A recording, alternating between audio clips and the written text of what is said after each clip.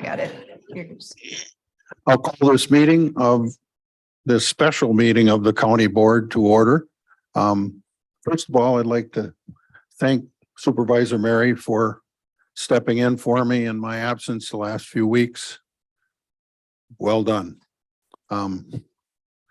This meeting was noticed by the clerk's office in accordance with the appropriate rules. We're all here except for a few on Zoom and a few still on the way. We'll rise for the pledge of allegiance. I pledge allegiance to the flag of the United States of America and to the republic for which it stands, one nation, under God, indivisible, with liberty and justice for all.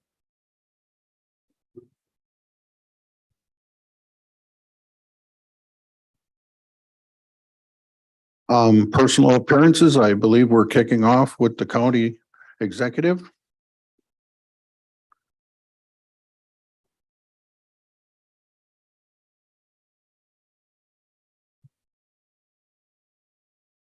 Thank you, Mr. Chairman. And thank you, respective members of the board, for the opportunity to present to you. You'll notice in your packet, if you are looking at the amended version, that we added an agenda item to today's discussion. And it is this fiscal health and direction of the county presentation that I'm about to walk you through. The presentation is probably about 30 minutes. Some of you who've been here more than a couple of years have seen versions of this in the past. But I felt it was extremely important to walk you through a holistic overview of the county's finances and basically the last 10 years of county finances, to make sure that there's a fully transparent discussion that happens with the next item, which eventually will lead to whatever decision you decide to make in the month of February. This is, I'm trying to give you everything from 160,000 feet. So if at any point you feel like you have a question, deferring, of course, to the chairman, I welcome those questions. There's a lot of detail involved. So when I'm done, we will certainly get you printed copies that will pass out and you can take with you and digest further. And I fully anticipate at the next county board meeting, when you're making the final decision, you'll have subsequent questions that flow from this presentation. I have with me today Aaron Dahl, our budget manager, budget policy and analytics director, I guess is his technical title. He has helped put most of this material together. But as I said, much of what you're about to see is the compilation of what's happened over the last decade. So just as in terms of an agenda for this presentation, so you can kind of follow along, we'll talk a lot about where we've come from because it's extremely relevant to where we're going, at least from my financial perspective. I will also explain how the anti-crime plan B fits in to the larger picture, and what the next decade or so looks like. Kind of undergirding all of this discussion, for those of you who aren't overly familiar with local government finance, I would argue to you that the Wisconsin model of local government revenue is broken, and it has been broken for some time. I think we could have a good, healthy discussion on whether or not it was intentionally broken, but it absolutely was designed to be working the way it is. There is large and general consensus across a number of areas, observers, Republicans, Democrats, governor's office, legislative branch, that something needs to change. And I think as you see this presentation, hopefully you have a better understanding of what that means to us here locally in Washington County and what it has meant for the last decade. To start with, taking a look back, as I alluded to at the beginning of this conversation, I'm going to talk about the historic budget goals that we have had.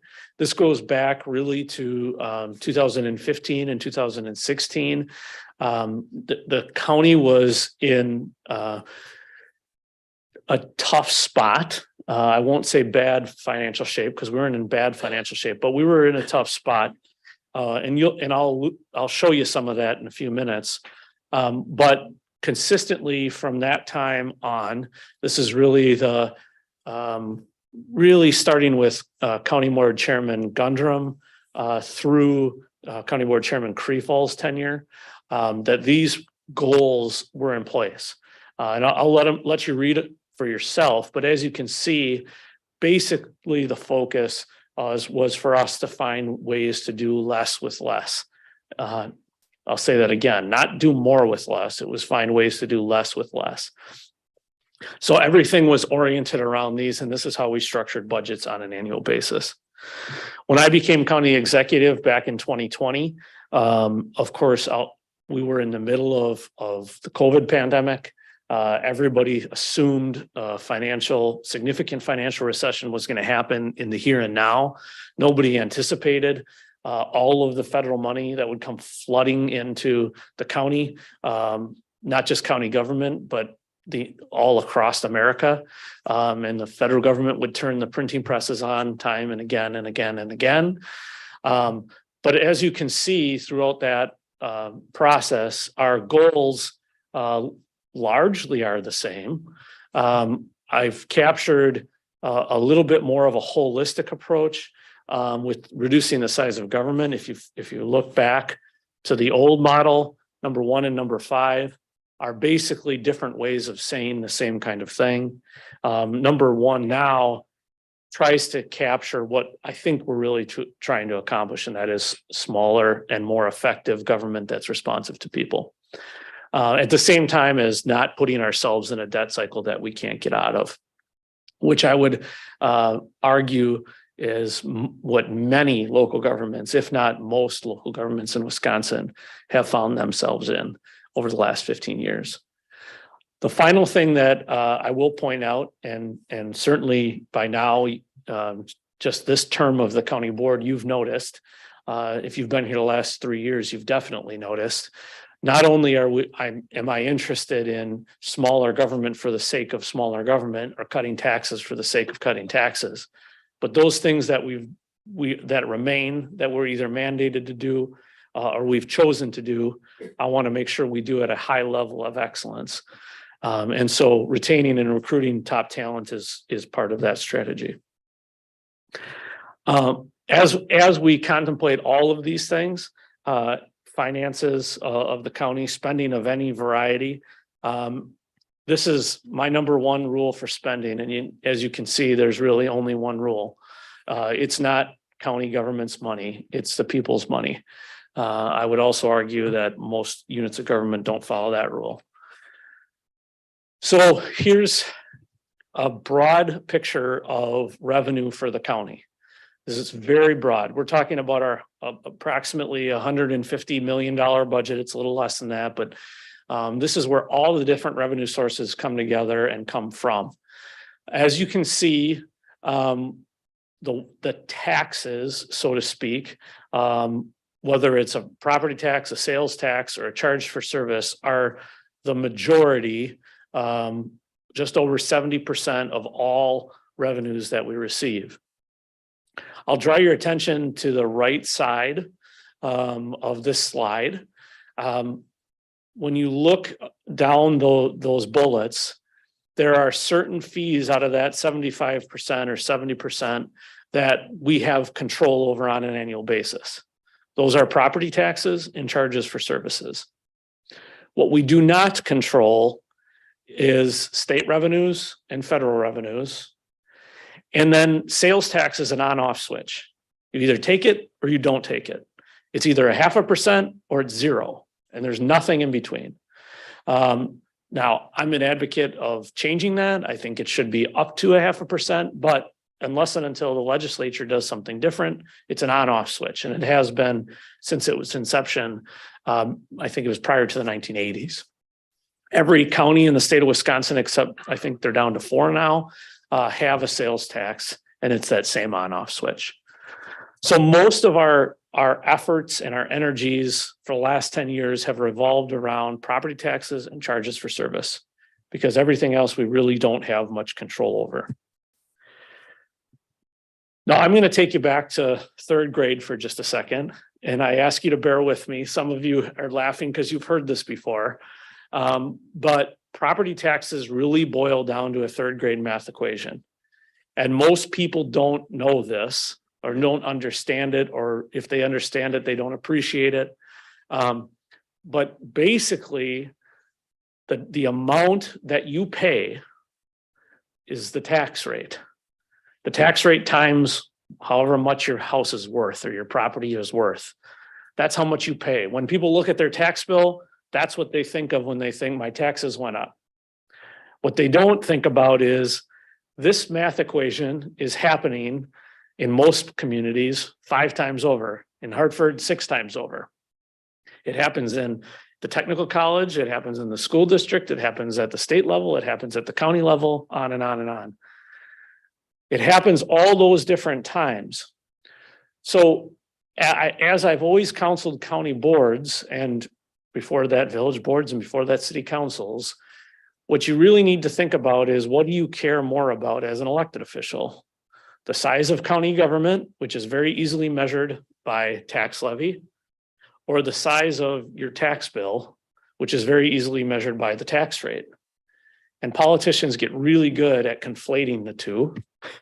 But the bottom line is they're both important data points, and they're just data points. When recessions happen, that sales tax percentage, generally speaking, drops awfully precipitously. Washington County back in 2008 and 9 lost roughly $1 million pretty much overnight, which is about 11 or 12% of total revenue and sales tax. That's got to come from somewhere after something like that happens. Generally speaking, this is the next biggest revenue that you have control over. When recessions happen, government revenues are complete chaos.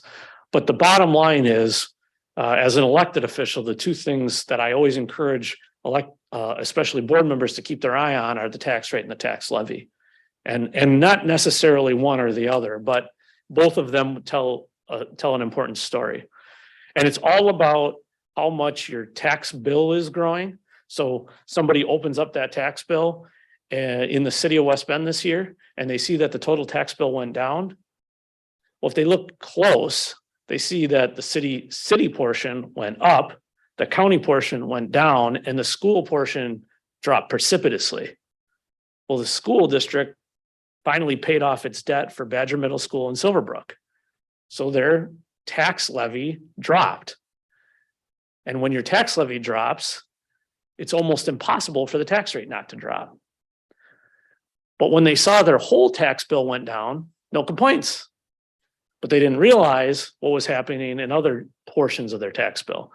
So that's an important component for everybody, especially decision makers on the board, to understand about how third grade math works and how it relates to decisions that you make each and every day.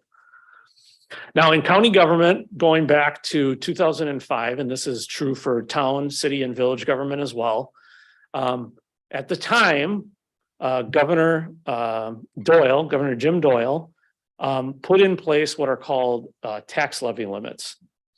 And those limits held property taxes, held that levy number, the growth in the size of government, held that number down to somewhere between 2 and 3.7%, if memory serves right. Basically, they're trying to throttle down the size of people's tax bills. Now, this is Governor Doyle, okay?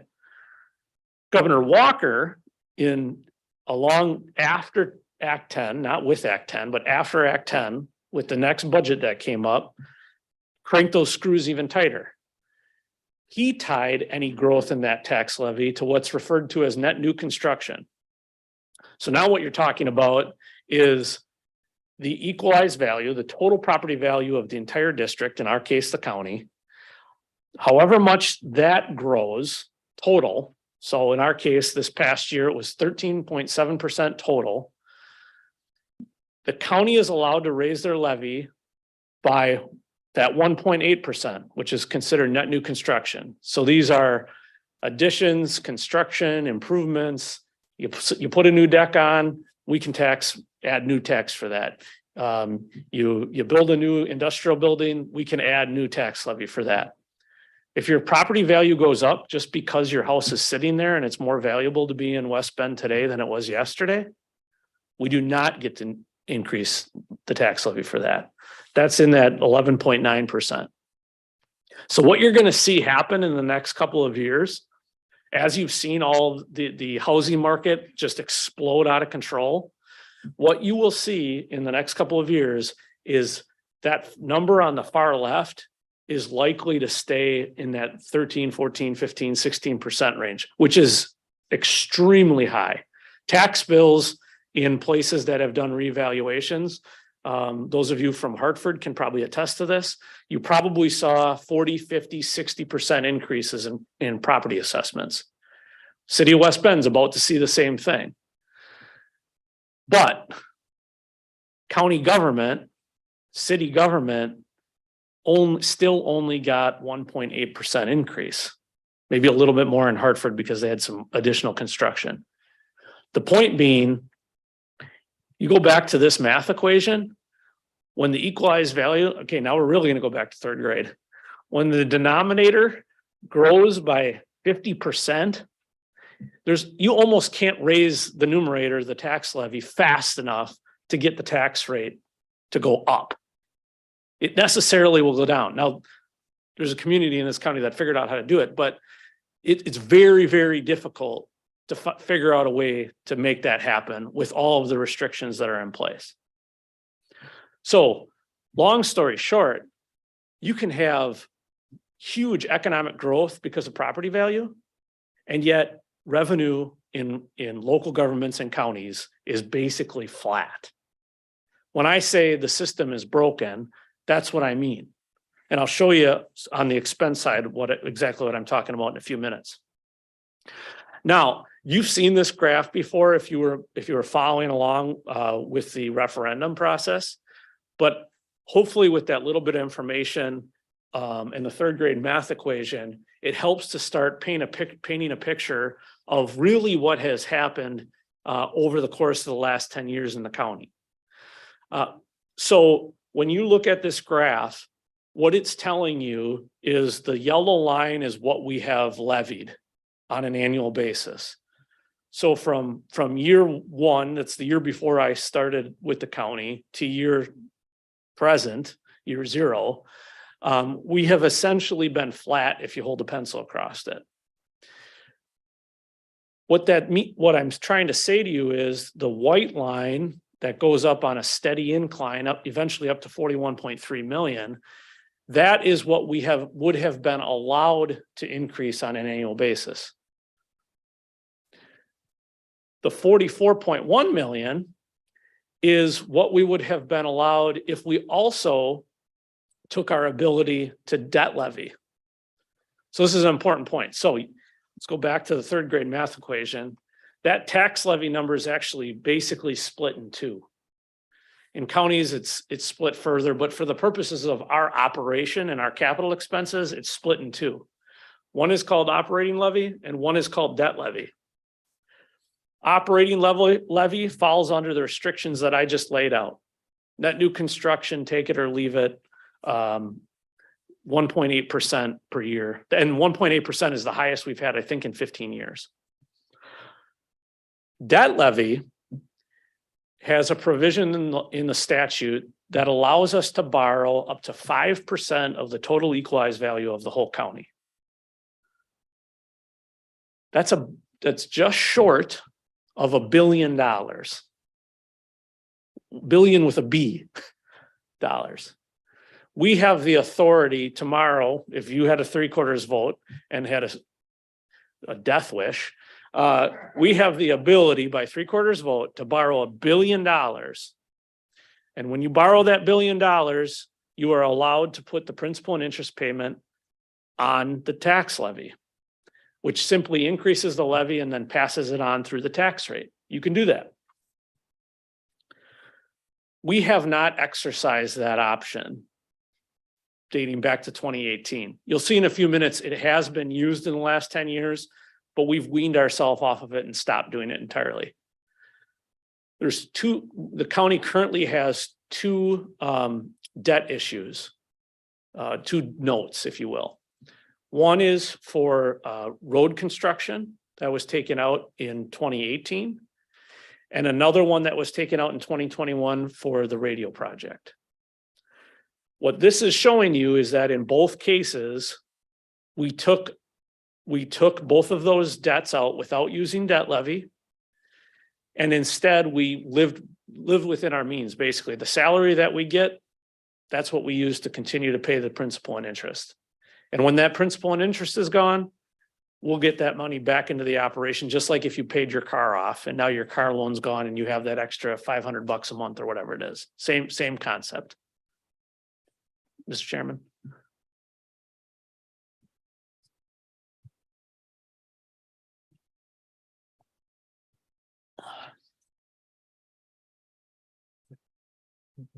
The two amounts that we have that we owe money on, the roads, and what was the second one? Radio. What about the Samaritan Center? The The outstanding. Samaritan debt owed on Center that? has about $3.6 million, and somebody will throw something at me if I'm wrong, from the back. $3.6 million in debt. By design, by budget, it's supposed to be being paid for by Samaritan, which is treated as an enterprise fund or a business essentially on its own. If the Samaritan doesn't cover it, the county operating funds would be responsible for that. That's correct. Okay. And when you take that debt out, you must have a 3/4 vote, which is, if you think back to the conversation a month ago, that's why I was so adamant about a 3/4 vote. You must have a 3/4 vote and you're allowed to levy for it, And tax for it. when that debt is retired, our levy will not reduce because of that. For that 3.6 million, is that your question? Yes. Yeah, that's correct. Because Samaritan has been paying it on its own, our levy will not be allowed to reduce, or there isn't the capacity to Sure. reduce it. Okay, thank you.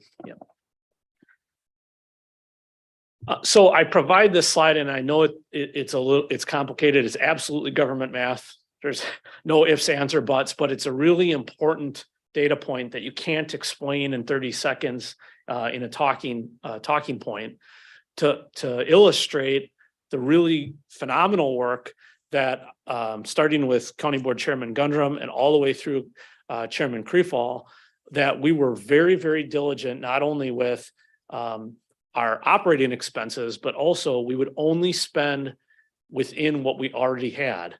The debt, and Supervisor Krebs can speak to this. I don't know how many of you were here when this happened, but when we took the road bonding out, there's no way that would have passed, but I was very clear that we weren't going to raise taxes to do it. So that same thing happened with the radio debt a few years later. But it has been basically our trajectory since about 2017. Okay. And just to be clear, there's very few, if any, local governments that do it, government period, that do it this way. Almost none. Typically, it's a tax to the max. You take everything you possibly can get because you might not get it next time. And I'll walk you through what that means in a second, because it's happened to us. So here's a snapshot. Now that, remember, this is 15% of all revenues. So on a $150 million budget, you're talking about less than 10% of our total revenue. On the right-hand side, I know it's a little bit difficult to read, but Aaron was kind enough to break out what the sales tax, easy for me to say, sales tax budget breakout is. This includes what you approved a couple months back with the funding for the sheriff's staff. So that 500,000. But basically what this graph is telling you is if you look at the yellow bars and the key for the yellow bars, as compared to the key for the actual green bars, we try to be conservative in our estimations in our budget. And that has served us well. I'll give you a really good illustration.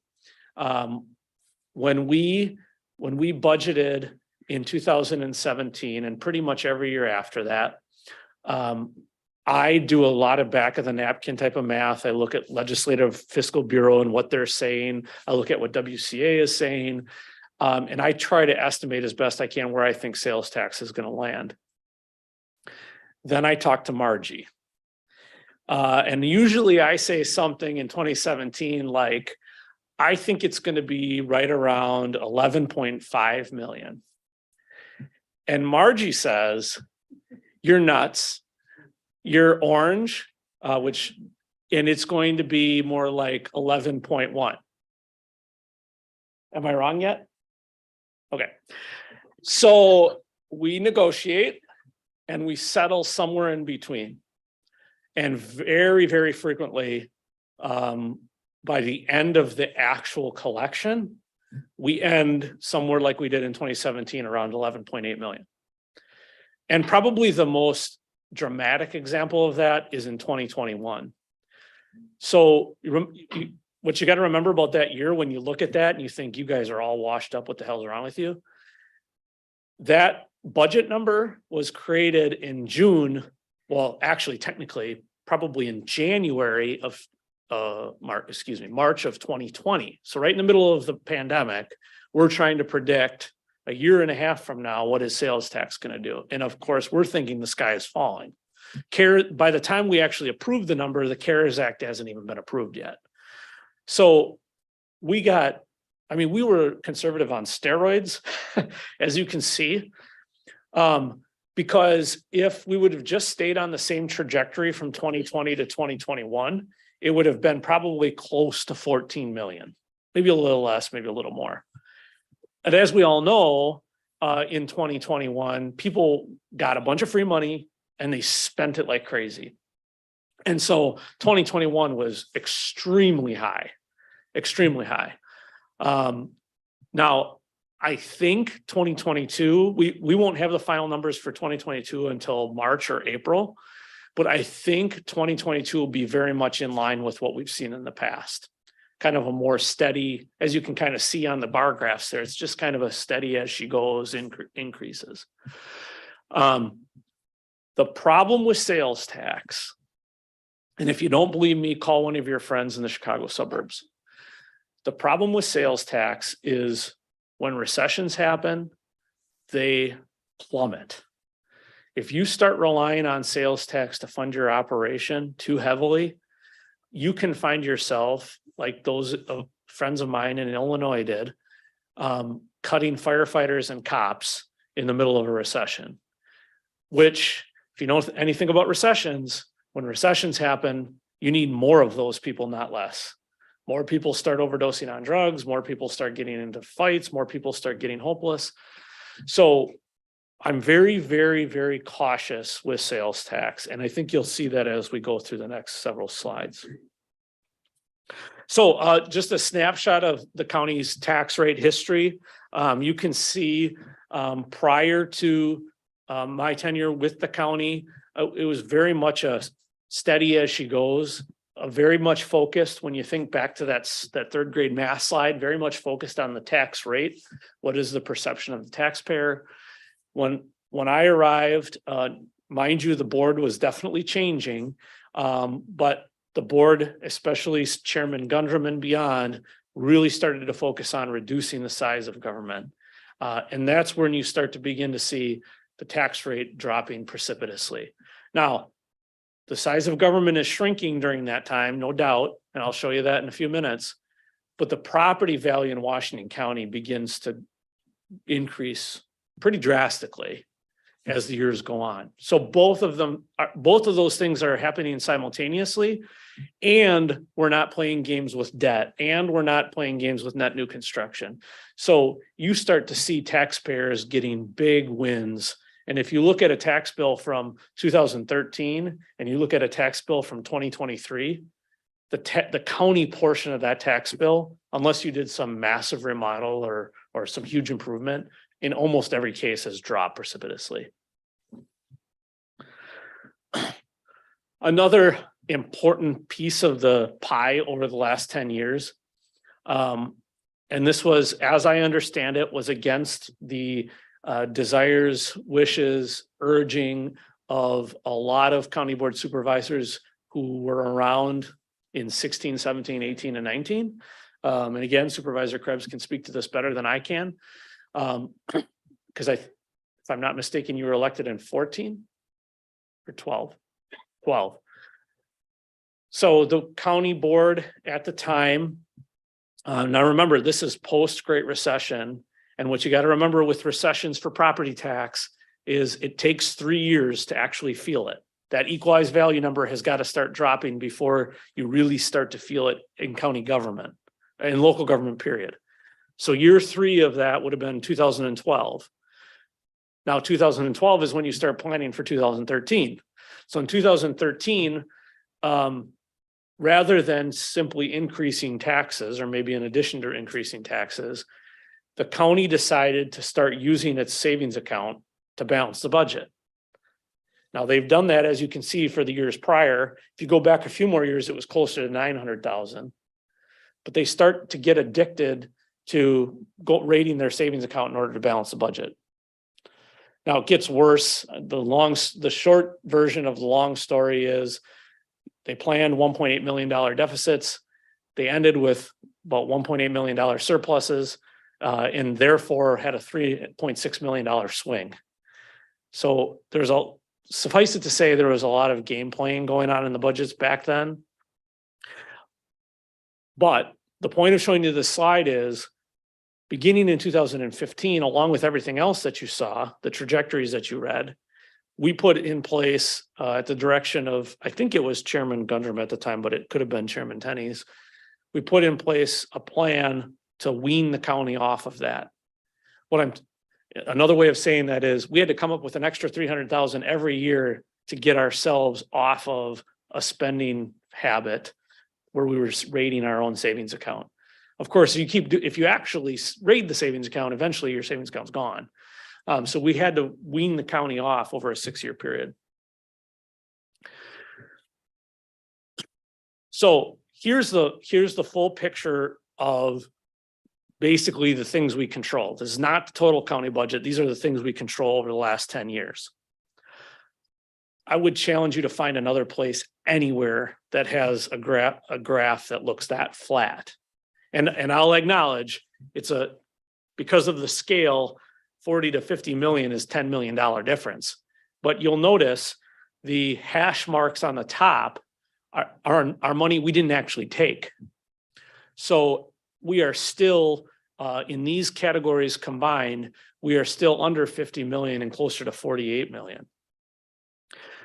What I'll draw your attention to, though, is in particular is the green bar, because it's our largest revenue source, and it's of course the one that gets the most attention. The green bar is essentially flat from 2012 to 2021. If I had two more bars on this slide, you would begin to see the green bar dipping $500,000 at a crack. And I'll walk you through the physical numbers in just a second, but that's material because as you see the sales tax grow, particularly since I've been county executive, you've seen the property tax shrink. And that's been a very strategic, planned process and decision-making. So this is a slide we pulled from 2016. Again, Chairman Gundrum, at the time, we just started priority-based budgeting at the time. And the graph is a little bit difficult to read, but what you're looking at is our best estimates at the time. And this was a very early prototype of the program. So it's a little bit simplistic, so to speak. But what you're looking at on the green line is the revenues that close back to the general fund. The blue line, the green line is the expenses that close back to the general fund. The blue line is the revenues that close back to the general fund. The difference between the two, starting on the far left, is that deficit that I talked about a moment ago. Now, if you start doing the math, what this graph is telling you is if we would have done nothing starting in 2016, and just rated our savings account. And by the way, the blue line assumes we're taking net new construction. We're going to have a giant gap by the end of $13 million. Every year, you have a responsibility as a county board and I as a county executive to find a way to close that gap. But just for example, to go from 2016 to 2017, you would subtract the 3.5 million from 2017 from the 1.5 million in 2016. And that's approximately the gap that we have. It's a fancy way of showing you the cost to continue. This is the same thing that happens. I don't care if it's a private business making $1 billion a year, or if it's a mom and pop shop who's barely making enough to pay rent, or if it's county government.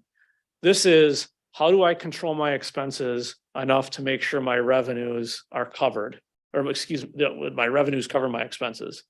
On a for-profit business, you would expect the blue line to go above the green line at some point. In county government, if the blue line goes above the green line, everybody should be thrown out of office. And if they touch one another, somebody's lying to you. So these are a handful of things that we work really hard at from 16 and really to this day, but I think are really important to understanding the last 10 years and why we are at where we're at and why the anti-crime plan proposal is what it is. This graph here assumed we were going to take net new construction every year, and it assumed we were going to try to reduce that deficit. It also laid the groundwork to start setting priorities on our spending and do our best to close that gap, including eliminating the deficit, which you saw we did back in 2021. And I'll show you in just a second where we're at today. But prior to this, there's a list that you can see of really some basic accounting gimmicks and games that were being played to try to close this gap year after year after year. And they're big time, one-time savings deals. In 2012, we retired some debt. We took that principal and interest payment that was going to debt. We shifted it over to operation, mostly probably for salaries and wages. At that same time, Act 10 happened, and it bailed us out like it bailed everybody else out, because revenues were plummeting at the same time. So in that time, you're probably looking at years where the blue line actually might have dipped down. In 2013, that was the year that we began to start increasing that planned deficit, rating our savings account, and we significantly reworked health insurance, which is generally when you make changes, they're six-figure changes or more. It actually created some monstrous structural problems that almost bankrupt our health insurance plan, but it worked for a year. In 2014, more debt reduction and a little bit more on the deficit.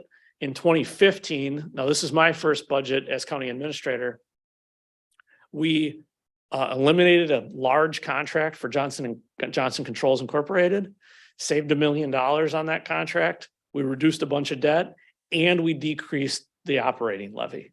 All three of those things happened at the same time. So the blue line actually went down, but the green line raced it lower to the bottom. And then in 2016, the county board, now we're in the middle of this health insurance crisis, by the way, which was 7 figures at the time. Sales tax is used more for the operation, and it is tied in some part to some of the debt reduction. And the health department merger happened simultaneously. So once again, we reduced the levy, bent the blue line down, and raised expenses to follow it and actually surpass it. This is where we're at today. So as you can see here, you're talking about somewhere close to a $2 million difference from 16 to 17. Now we're talking about less than 1.5 million, $1.4 million year over year. And it actually gets smaller as time goes on. What this is telling you is in Washington County, we have gotten our expenditures under control within about 1% of total spending from where we need the revenue. Now, This green line does not assume net new construction. I'm not planning on net new construction in this line. It does anticipate a few traditional expenses, and I'll show you those in a second. There is an annual structural deficit for any organization anywhere. As long as you have increasing expenses, whether it's product, whether it's employee costs, whether it's fuel costs, no matter what those inputs are in any business, they are generally going up. And generally speaking, the revenue's got to follow it. So that happens in every organization. You'd see a graph like this for anybody, private, public. It doesn't make any difference. There is some inflation baked into that 1.4 number, which just a year or so ago, that number would have been closer to 1 million. But with inflation, we're seeing it go up. I mentioned there's no levy growth planned. So in that 1.4 number, this is a calculation of basically what you're looking at. How do we get to 1.4? It's people. It's people, whether it's their wages here at the county, or it's people that we're contracting for. Well over 70% of all county costs are somehow ties back to a person delivering a service. Because in government, that's what we do. We don't build widgets, we don't make things, we're service delivery oriented. A pretty simple way of looking at wages, when you contemplate what budgets look like, is pretty much every time we increase an ongoing increase for staff of 1%, you can pretty much take it to the bank that it's going to cost you about $250,000 in property taxes. So in order to keep on that 75th percentile and achieve goal number 5, we need to plan to have that type of growth. Now, sometimes that includes health insurance and sometimes it doesn't. Sometimes it includes retirement, sometimes it doesn't. But a good budget number is about $1 million a year, maybe a little bit more. So basically on an annual basis, this is what we're doing. We're trying to balance out that 1.4 million with new revenues and cost savings on an annual basis. And it's largely led to a lot of the decisions that have been made. Not largely, it has completely led to a lot of the decisions we made in the last decade. The county colleagues across Wisconsin that you are talking to or will be talking to, who are most concerned about their finances, are the ones who have not been doing this. And out of the 72 counties, it's almost all of them. There are some who are very, very good at managing this balancing act, and many who are very, very bad at it. And some of them would probably surprise you.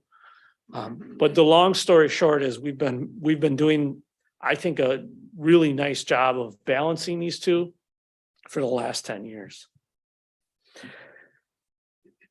For those of you who haven't seen this before, when these presentations started, we created a process called priority-based budgeting. These are the county's priorities.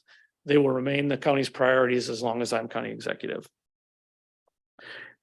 They all tie back to all of the services we provide. So every single program was inventoried about 7 or 8 years ago, and they're scored against those every priority. They're also scored against the level of mandate they have, and they're also scored against, do we need to be the only ones in this business, depending on the business. Now, when you look at this, and I've encouraged every board as long as I've been here, don't simply look at this as, well, if it's green, we have to do it, and if it's black, we can get rid of it. It's not that simple. If it's green, chances are there's some degree of how good we do it. I'll give you a really good example that will probably never change, but could, and it's snow plowing. In Washington County, we have a 24-hour operation for snow plowing, meaning when it snows, we're out there constantly, all the time, 24 hours a day, until it's all cleaned up. In Fond du Lac County, they have an 18-hour operation.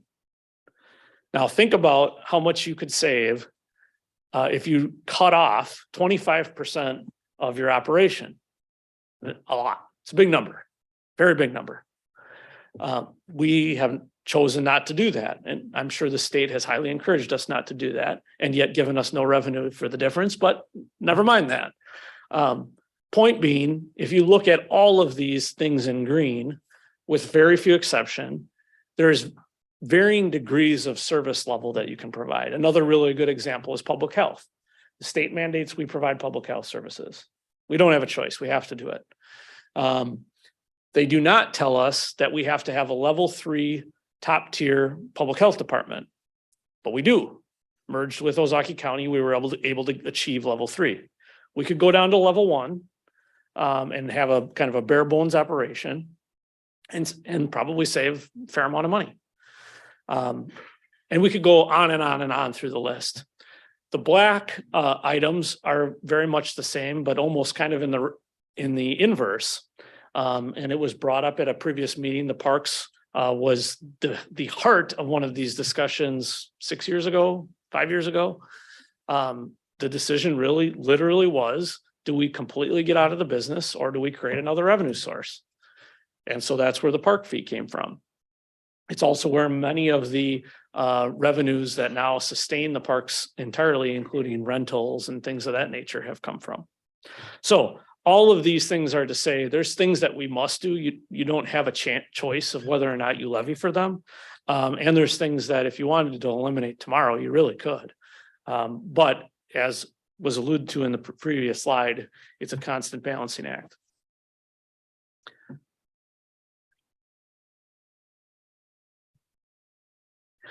Here's a little snapshot of a number of the things that we've changed in the last probably 8 or 9 years that we have either gotten out of the business altogether or we've handed off to essentially nonprofit organizations or community groups. And there's more, there's lots more, but this gives you a flavor. We've cut staff, I'll show you in a few slides, by 6%. We used to have the West Bend Senior Center located here on campus. It is now affiliated with a local church. We did a senior conference that we hosted every year. ADRC hosted it. It was paid for, I think, $25,000 a year by levy. We offered that to the nonprofit sector. They rejected it and that got closed down. The flags that are put out on the graves, that is an endowment now. That was the walk across the county that my wife and I did with the county clerk and her husband. Plat books. How many of you had a plat book at some point in your life? We don't print those babies anymore. But believe it or not, it was tens of thousands of dollars in the budget at one point. And the courthouse is probably the biggest ticket item on this slide anyway. That was upwards of $600,000 a year we budgeted as of January 1st. That is officially owned by the Washington County Historical Society, nonprofit organization. Here's a number of programs that we've consolidated with other counties. The shared ride taxi on the top right with Ozaukee County, the public health department, obviously on the bottom left, aquatic invasive species coordinator, kind of there in the middle. Despite the best efforts of the DNR, we still are consolidated with Waukesha County.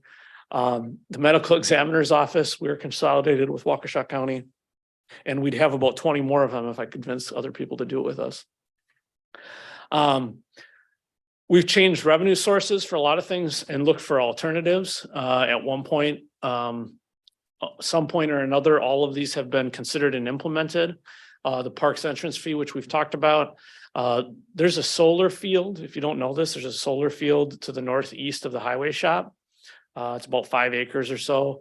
That's a subsidiary of We Energies that installed that. It produces about $90,000 a year in revenue. They just cut a check to the county for every year. It's land rent, more or less. The golf course fees, of course, and in a moment, the endowment, which is a significant revenue source now. And of course, rentals at a number of the amenities that we have in the parks. What we didn't do, but was discussed back in 2016 and 2017, was an operating referendum, not the referendum that we just did, which would have added to the size of county government, but in that case would have simply provided more revenue to close that gap, brought the blue line up. That was discussed at length and was pretty overwhelmingly voted down. We also talked about a wheel tax, which is the top right. That was the fad for a while with counties and municipalities across the state, and that was also voted down. I mentioned before, shrinking government has been the theme, bringing the green line down to match the blue revenue line. Here's just some data points that I think are helpful and instructive as to what we've done in the last decade and continue to do. Pretty much in every metric you can think of, county government's smaller today than it was in 2013. Maybe the most important point on this slide, though, is at the very bottom. While many local units of government are getting into debt cycles and are being encouraged by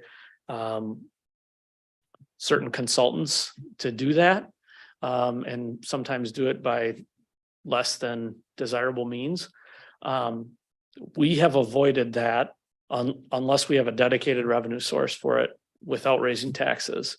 That's a good thing for every taxpayer in Washington County because it keeps us out of a debt cycle that you can't get out of. There are lots of units of government, conservative and liberal run alike, that are in debt cycles that they'll never get out of. And you don't have to go very far to find one. We have avoided that. So this is the multi-million-dollar slide. I would encourage you to study this until your eyes go cross-eyed. But it's the golden ticket to how county government operates and will for the next several decades. First of all, don't confuse one-time money with ongoing money.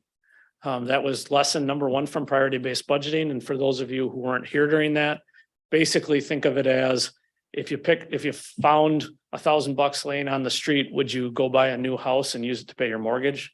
Probably not. So if you get a bunch of quote unquote free money, don't create a bunch of new operation, no new staff, new, if you can't pay for it over the long haul, and we haven't. Fund balance, I treat very much the same. It was mostly because it was drilled into my head by people like Todd White and Rick Gundrum and Mark McCune, some with more colorful four-letter words than others, but nonetheless, they all drilled it in. But fund balance is used, as long as I've been here, as a tool to help produce return on investment, generally speaking, in some way, shape, or form. That's not always, none of these rules are in gold. There's exceptions to every rule, but generally speaking, we try to use it in ways that help with some kind of return on investment. Grants are money in, money out.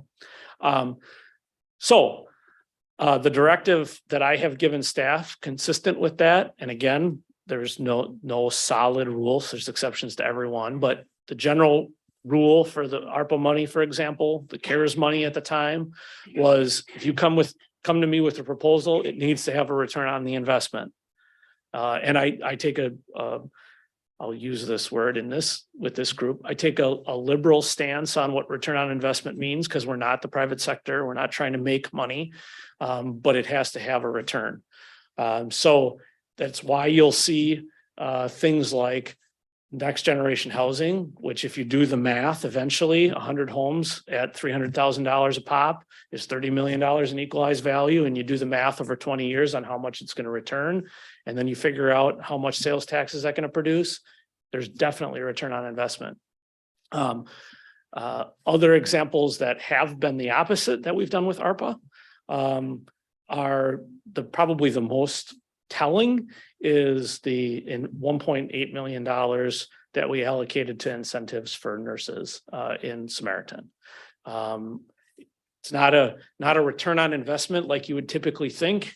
It's a keep us alive and going and keep our residents healthy and safe. So as I said, these rules aren't ironclad, but I try to follow them as best as we can. The next category is tax increases. And I will note, and have noted several times, these are the things that we we have access to. Net new construction is the biggest. Now, these are estimates. They could, certainly these numbers could change and likely will change. But I'm estimating with Margie kind of numbers that our net new construction for 2024 will be 600,000. Probably is going to be more than that. But 2025, about the same. There's another provision of net new construction that was authorized maybe 4 years ago by the legislature, and that is what is commonly referred to as clawback.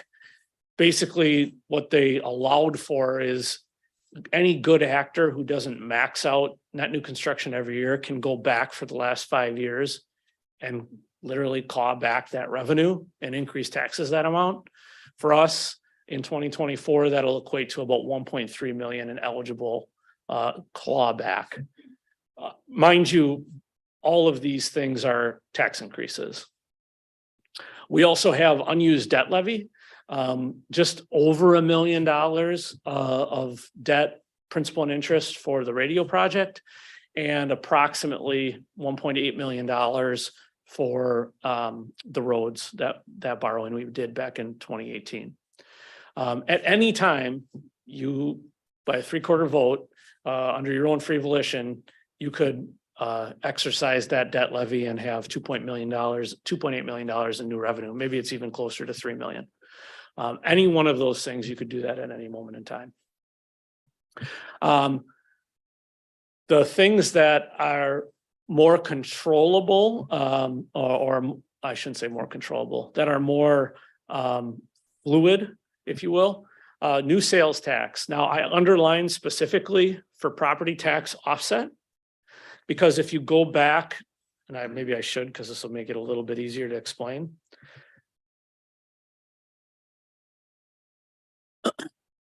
By code, by county code, so county law that you adopted, and it wasn't you, it was previous boards, but still on the books.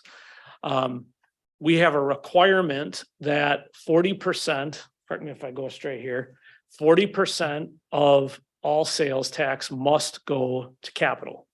Get that? Did I say that right? At least 40%. So that's a floor. The rest can go to levy offset, but it's property tax offset. That was, as I understand, the intention of the board at the time, and that hasn't changed over time, at least in the last decade that I've been here. So it's about, right now, it's approximately, what, 55-45? Maybe even a little bit less than 55-45. Aaron shaking. 53-47.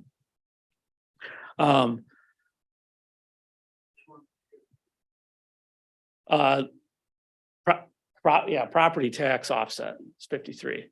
And that ties back to I think it was the year 2016. That was the first time it kind of got closer to 60 than it was 50. So what this is saying to you is, under that rule, roughly where we're at today, 43%, about 800,000 in new revenue can go towards property tax offset. In 2025, that number will be closer to 3.5 or 350,000, excuse me. The last bullet there is about debt. The highway debt is structured debt. And so it was designed to have an off-ramp in 2024. It was also designed to be layered debt, where you took some out in 2018 and you took more out in 2024. And it was structured like that to allow for steady payments, annual payments of 1.8 million a year. And it was structured like that to fully fund the 2050 plan without raising taxes. A lot of things have happened since then. 2024 is an off-ramp. If we choose to pay off that loan and close it out, we can do that.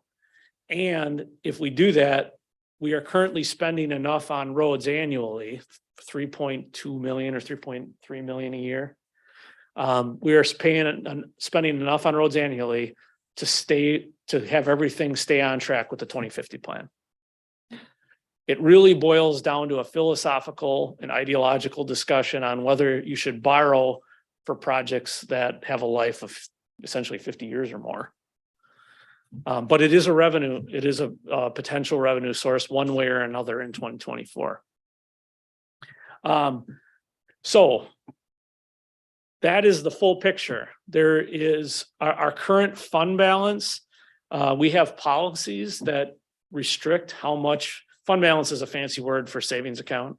But we have strict policies as to how much fund balance we can have. I like to think of it as there's one bucket, just hopefully like most of us operate with at home, that can cover several months of expenses if all of a sudden our revenues just stopped. Okay. There's another bucket we created 2 years ago, property tax relief fund, it's called 2 years ago.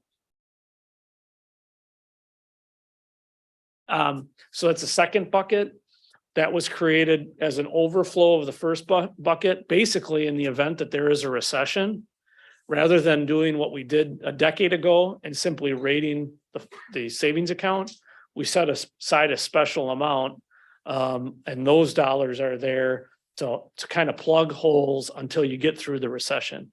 So basically, you're trying to keep tax rates as low as you possibly can for everybody throughout the recession.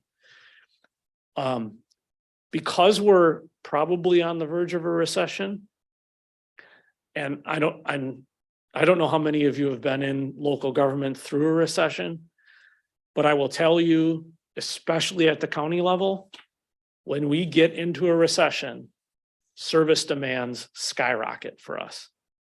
The need for our services go up significantly. And almost every time the state does not provide additional funding. So that we have gone over that property tax relief fund, which at some point you're just taking too much money and you need to give it back, in my opinion. But I've structured it that way with your approval as a board, so that in the event that that recession hits, we've basically got it set up to buy us 5 years, which if you look at even the Great Recession, about 5 years is what you need to just kind of hold everything steady, hold the ship steady for 5-year period. Now, what do you get for all of that? You get criticized for operating too well, and you're doing too good, and so everybody should benefit from it. But what does it mean for the Washington County Anti-Crime Plan B? Hopefully, it gives you enough of the philosophy of the execution over the last 10 years to give you an understanding of why we've done things the way we've done. The other thing that I really want to emphasize, and maybe I should have given this presentation earlier, maybe I should have changed the way that the orientation presentation was, because if you notice, a lot of the slides you just saw here were also on the county board orientation. But the referendum, when we made the decision to do that, completely revolved around everything you just heard and rule number 1. It's not our money, it's taxpayer money.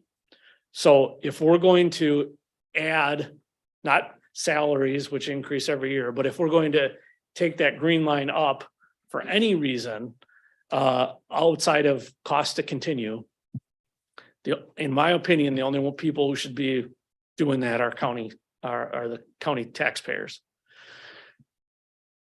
Rule number 1. The message from them was pretty damn clear. We don't want any more taxes. 10% is way too much.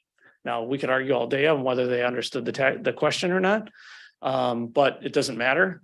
I think it was a pretty clear message to live within your means, as we've been doing. And I'm not about to start gaming the system. It's not a path I'm willing to go down. So what you're going to hear in just a few minutes, what you've read in your packet, is Plan B, using existing money within our budget, reprioritizing as we've done so many times before, to fund the most urgent needs of the sheriff's office.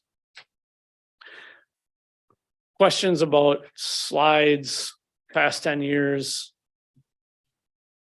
which energy drink I'm drinking, anything?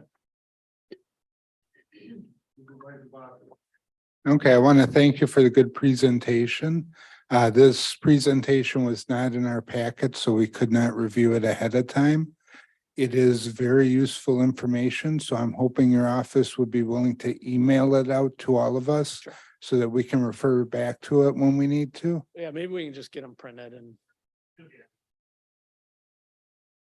Oh, you are? It'll be amended in there. Okay, could we also get it emailed as a backup so we have it easier access? Okay, thank you. Can we just get printed copies? Is that possible? We'll do it before you leave. We'll get it done before you leave. Thank you, Mr. Chairman. County exec, you talked a little bit about the fund balance. I'm wondering what the current fund balance is for, and that's all buckets, not the overflow bucket, but all buckets that you mentioned. Do you know what the current? Well, can you tell us what the current undesignated fund balance is and property tax relief fund? Sure. I have kind of another question that goes with that. Sure. What is the county's current policy on fund balance percentage? 16%, I think, is the top end from it, undesignated fund balance. So 16%. Now, this is general fund expenses only, or things that close back to the general fund. So it's not all of the 145 million or 150 million. But 16% of those expenses on an annual basis. And and related to the balance we have now, do you know what the percentage is? I'll have to wait for, yeah, Margie's looking it up. There's a chipmunk running like crazy right now somewhere.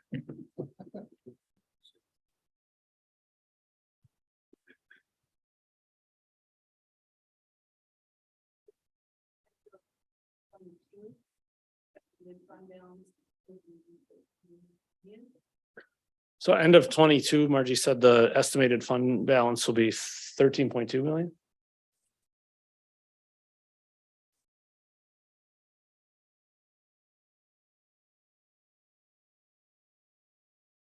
That's undesignated. 17%, so about a percentage point higher, so probably not even $1 million. So the way that Margie and I have had lots of discussions about this, but the way that it's intended to work from my vantage point is when that undesignated fund balance overfills, it goes into the property tax relief fund. When that overfills, we start to cut property taxes. So if you look at the 2023 budget, there's a one-time revenue of 500,000. It's coming from the property tax relief fund, and it's reduced the levy by $500,000. Okay, so the 13 million includes both of those funds, the property tax relief and, okay, thank you. It does count both of them? Okay. Good, thanks. So can I just ask you a quick clarifying question, Margie? The undesignated fund balance is 16%. Do you recall what we set for the property tax relief fund? So no. Okay.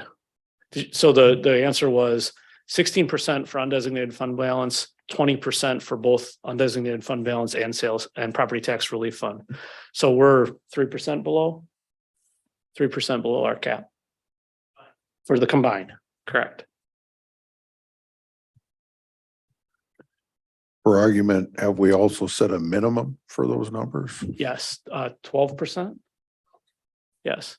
And Thank those percentages are important because they tie back to bond ratings. You start going too far below, if you get below 12%, it flags your bond rating, and we're a AAA, thank you. I almost said 3A. A AAA bond rating, which gives us the best interest rates in the very few occasions we borrow. It's the lowest possible rates. Thank you.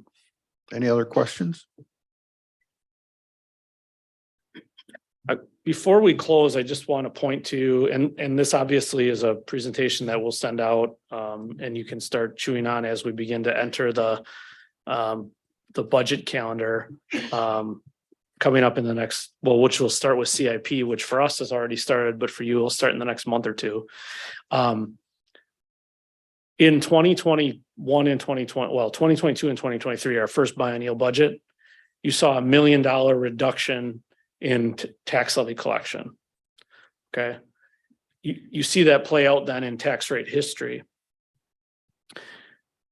But one thing to keep in mind is, as I alluded to before, and some of you sit on other town boards or village boards, there's very few, if any, local governments that don't take net new construction. And again, for us in 2023, that was about $800,000. When I say we cut the levy, it's not a government cut. It's a actual private sector, 800,000 plus 500,000 cut. Like we actually reduce the amount we collect. So when you hear somebody say, well, your sales tax skyrocketed this much and therefore ... Well, we just closed the gap of $1.3 million, largely with that sales tax, with the property tax relief fund, things of that nature. So it's important context for what any big decision you're making about large spending. And we've got a lot of them coming. That has happened in the last 2 cycles. And if you go back the last 10 years, it's happened 4 times for a total of about $2.25 million. 2.25 has been cut. If you add net new construction on top of that, it's probably a practical cut of 4.5, 5. That'd be close. Which is why you see taxpayers benefiting immensely. It's not just their property value going up. It's county government is managing very conservatively. Literally only taking what we need. Thank you, Mr. Chairman. Thank you. So now that the opening act is over, we'll move into discussion on the anti-crime plan. Yes, so unfortunately, Sheriff Schulteis is under the weather today. So he isn't able to be with us. But we have a lot of other brass with us, even if they're not wearing it. So Captain Stacer and Captain Lehman are both here to just walk you through a little bit of why what you're seeing on the top half of your spreadsheet are the most urgent needs. I know most of you heard the presentations during the referendum process, but I'll just let them walk you through kind of that spreadsheet. Is it possible for us to share that up on the screen, Mike?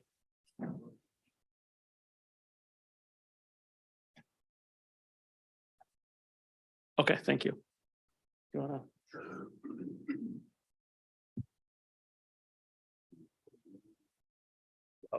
Oh, you were pointing at this. Yeah, sorry. We'll take a 5-minute recess. You're good.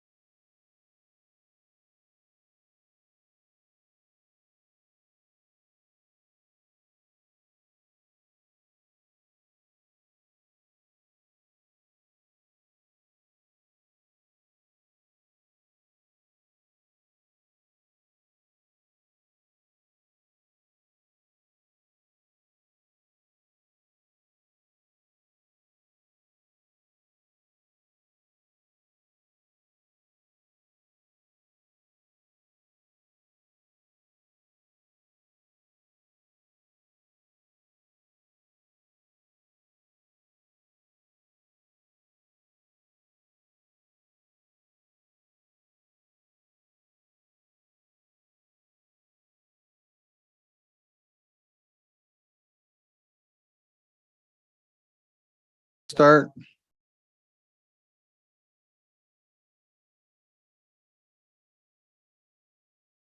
So good afternoon. I'm Rob Stacer. I'm a captain with the sheriff's office. I want to apologize in advance for Marty not being here. He is feeling a little under the weather, but we did have an opportunity to talk so that at least I could relay his high points.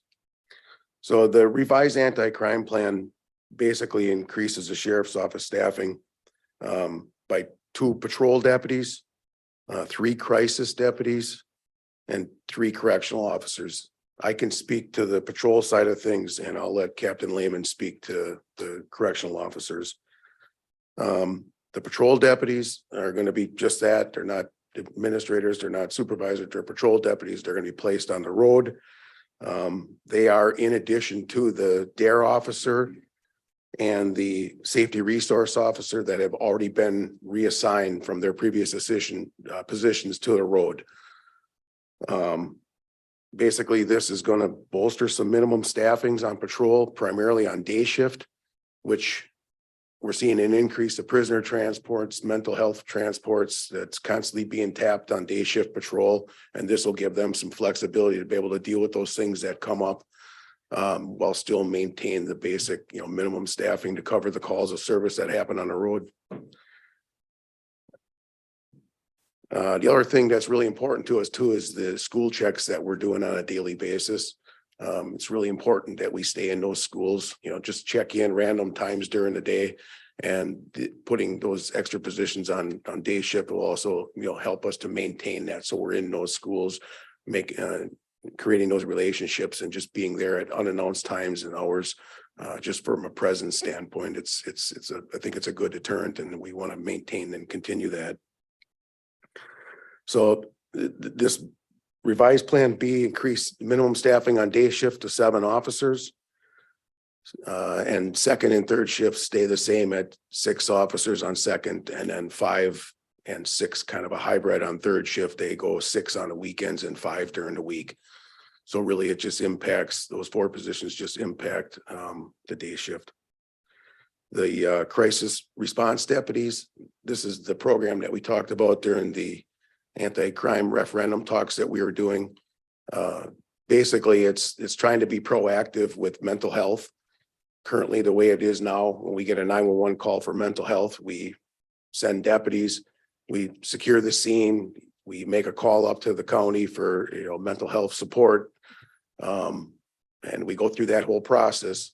And once we're done with that process, we don't see that person again until another 911 call is initiated.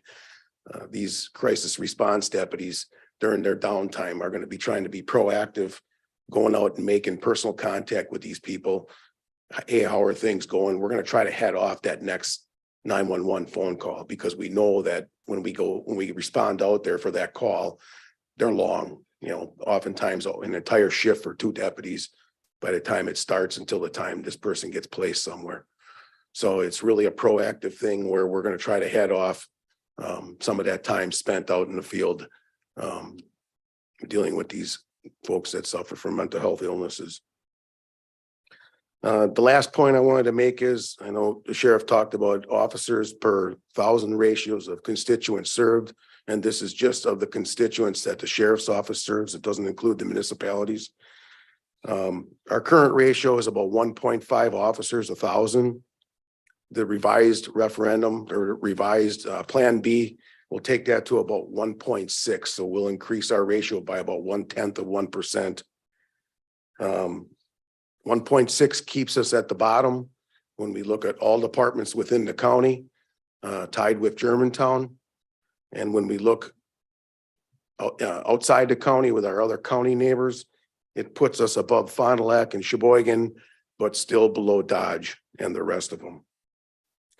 So unless anybody had any questions on what we would do with those extra positions on the patrol side of things, I can turn it over to Captain Lehman and he can discuss what they're going to do with the extra positions in the jail.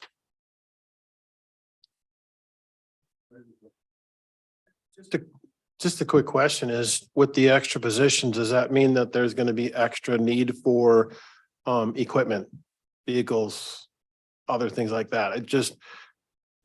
So only for two of those positions, because the other two were just repurposed. So the other two positions were already within the office. One was doing DARE, the other one was doing the safety resource. So their equipment all exists. Currently, we share squads, and a squad's on the road about 16 hours a day. So for those two, there won't be a problem. For the two new hires, there will be the necessary equipment to outfit two new deputies.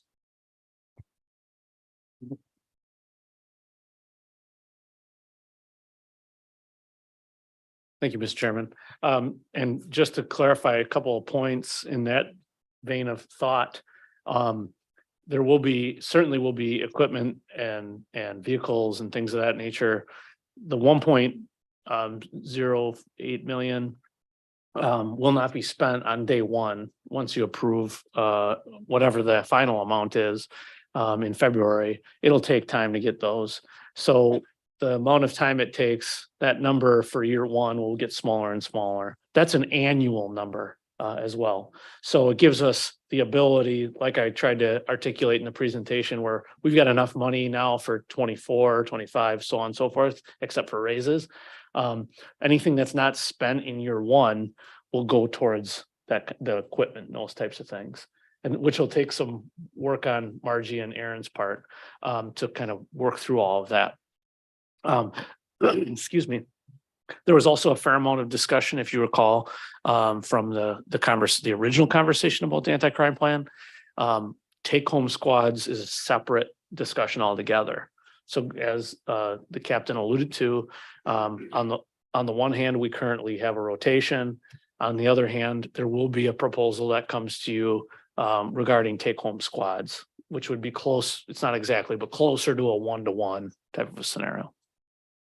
So Separate from that. and then the last thing that I forgot to mention are the three, in addition to the three crisis deputies, their partner is the three social workers that pair up with them. So those positions are also included. Are those gonna be our positions or? Yes. Okay, so those will be our positions too. So the three deputies and the three mental health workers will pair up. Supervisor Krieger Gundrum. Okay, I'm on my. I see that you have two deputies from DARE and Safety Resource. DARE is still a program we're going to be continuing, or No. it closes it out? The DARE program has been closed out. That officer has been reassigned to patrol. Okay, thank you.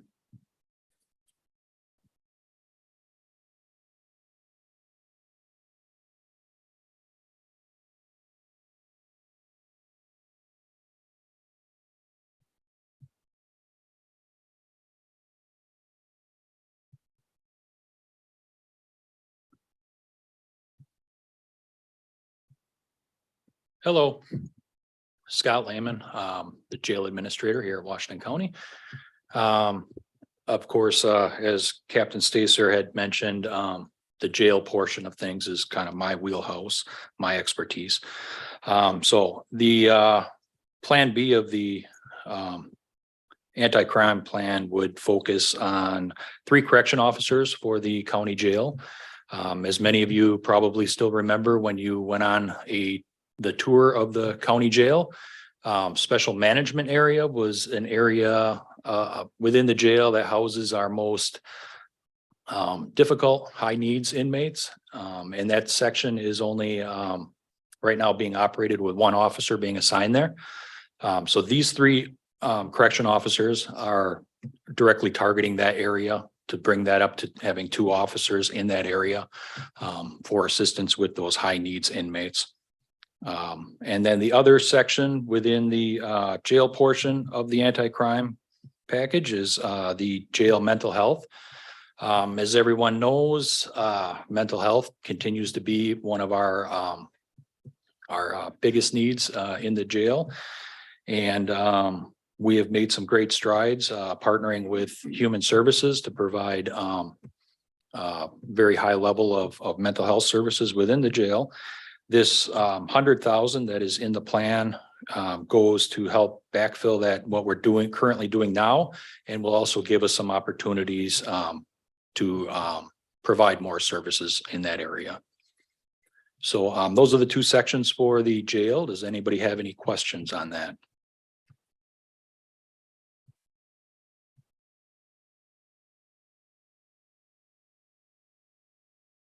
Oh, was Newman in first? Okay, Supervisor Krebs? Thank you. The jail mental health for 100,000.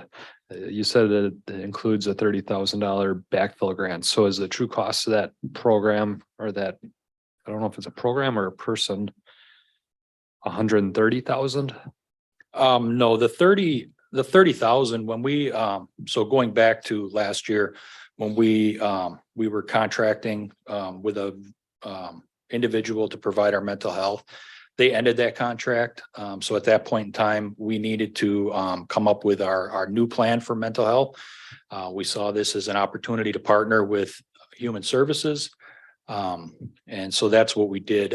Part of that process, that $30,000 was actually grant, was part of our MAT program, our jail MAT program, which is medication assisted treatment program, that is provided through Human Services. So $30,000 of that was basically grants that we knew that we would have to, we would need to find those funds later on to continue that. Okay. The second question I have is related to the reduction of the jail assessments for medical costs in jail, which was a $75,000 savings. Can you explain that to me? Because of the notes, I don't understand how we're saving money. It says this cost can be statutorily be used to offset inmate costs, increase revenue to sheriffs, reduces levy need. Is that a cost shift where we're shifting the cost to the inmates? So, jail surcharge, is what jail assessment, those two names kind of, are the same thing, but, per state statute, whenever there's a fine or forfeiture that is, handed out within the county, there's a portion of that comes to the jail and in the form of a jail surcharge. So basically, I'll just read off of the state statute that talks about jail surcharge. Fine or forfeitures for violations of state law or violation of municipal or county ordinance. So whenever those are handed out, there are some exceptions as far as certain statutes that we don't get funds for that. But basically, those funds go into what we refer to as a jail assessment fund. What we can use that fund for is construction, remodeling, or repair or improvement of the county jail. And we can also utilize that for funding educational or medical services within the county jail. So it's pretty specific on what those funds can be utilized for. Right now, that jail assessment fund is right around 1.2, 1.3 million. So those are the funds that we're talking about utilizing normally those funds would be left aside for construction and remodeling and things like that. That's my experience. It's been for construction, hard, CIP type items. Yeah, a few years back, that statute actually changed to include medical and education. So this is taking 75,000 from that fund on an annual basis moving forward and directing it towards medical. Correct. Use of, towards inmates. Correct. Okay, thank you. Supervisor Newman? Thank you. Please correct me if I'm wrong, but the correctional officers' positions, is that the most turnover you have in the sheriff's department? Correct. So how many vacancies do you have right now? I don't mean to put you on a spot. No, that's currently we have 6. 6. So adding 3 more is gonna make it more.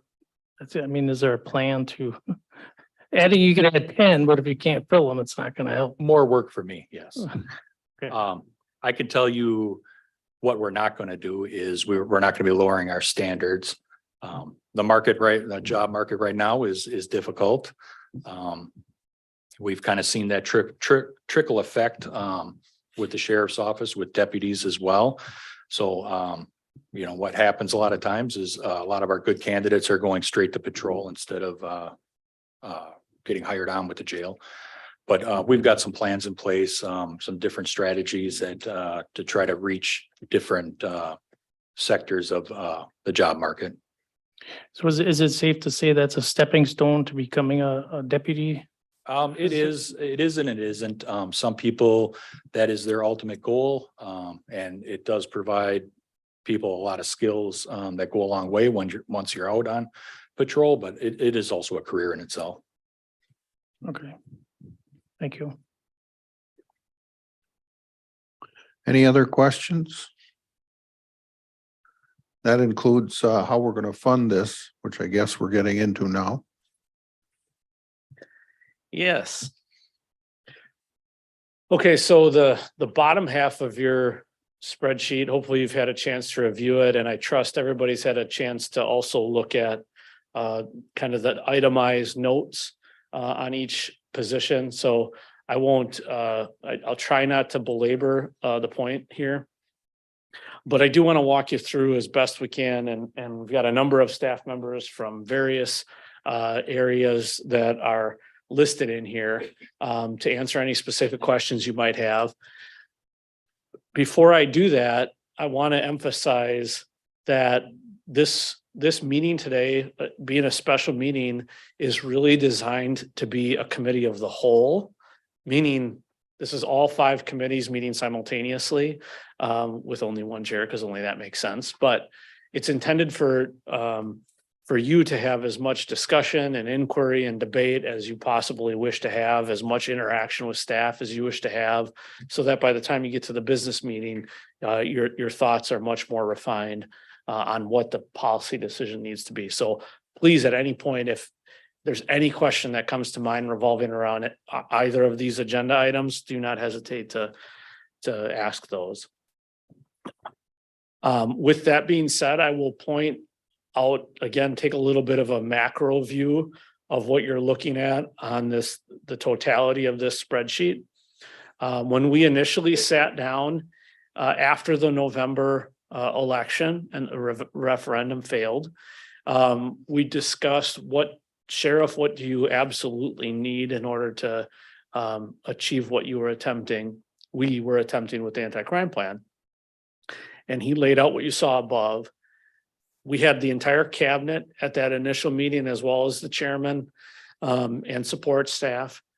And I made it clear very early that this wasn't going to come from one spot. We've done too much in the last 10 years with priority-based budgeting, where there have been large areas that have seen reduction or reform. So as you can see in the spreadsheet, as you look at it, this tries hard to identify areas that still fall within the priority-based budgeting framework or philosophy, maybe is a better way to say it, and yet go across all of the different areas. Pretty much every division or every committee that has departments reporting to it sees some sort of change, shift, reduction. The first few positions there, I think, largely speak for themselves. They are current vacancies that exist in each department or are related to each department. They absolutely will have an impact. The generalist position, for example, in HR is a part of the team that does recruiting that will certainly have an impact on the timeliness of recruiting, the timeliness of management of personnel issues.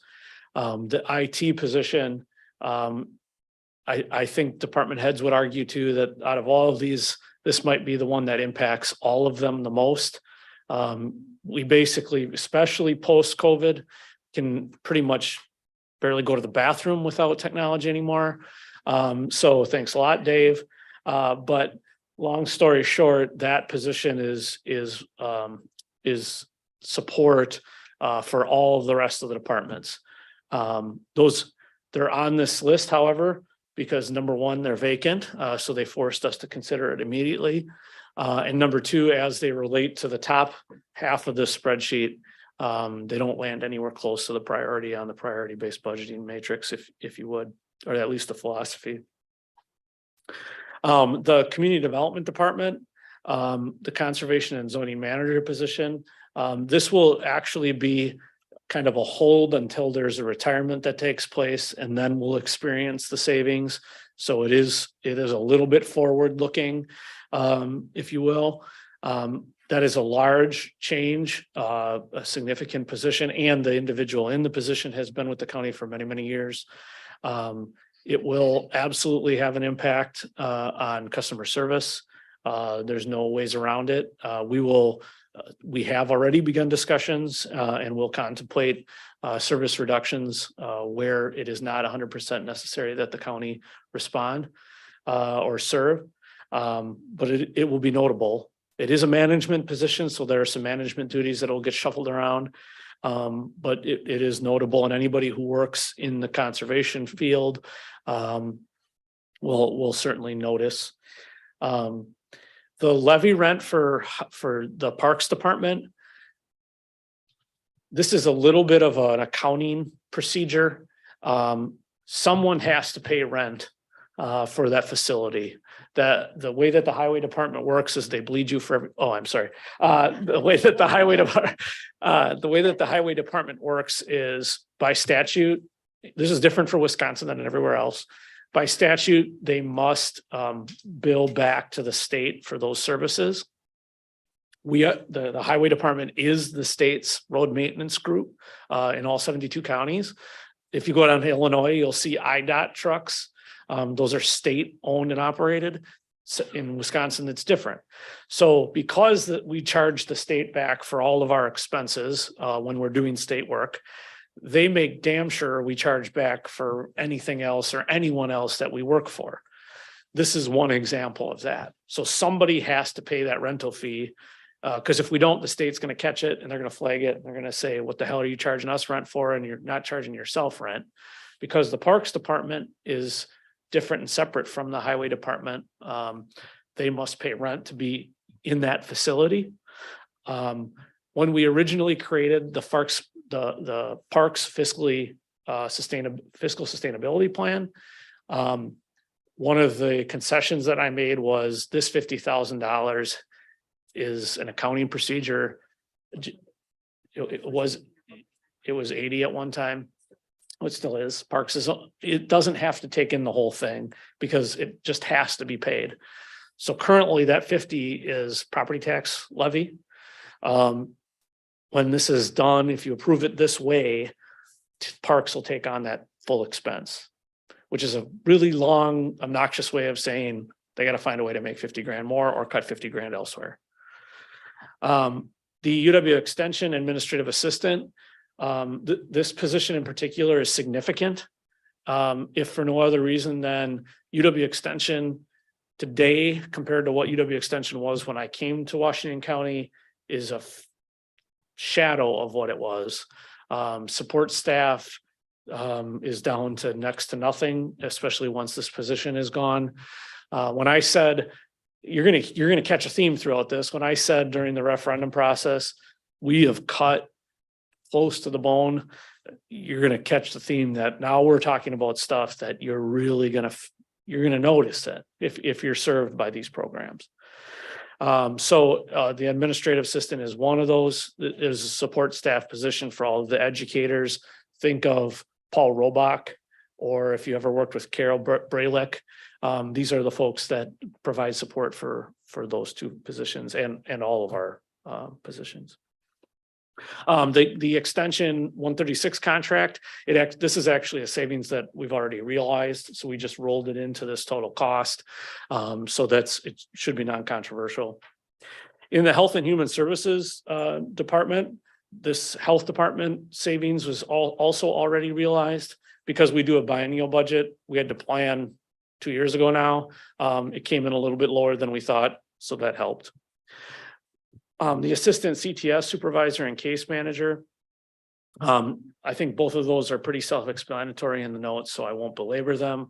Suffice it to say, with the entirety of the Human Services Department, as this proposal moves through, the critical response teams in particular, there's likely to be more changes that come as the CRT teams kind of get up and running.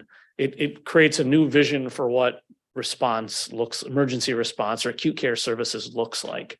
So if you have specific questions about those two, Doug is with us from the behavioral health unit. And Sandy's with us as well, Deputy Director, and they can help answer those. In the Public Works area, you'll notice we didn't touch facilities.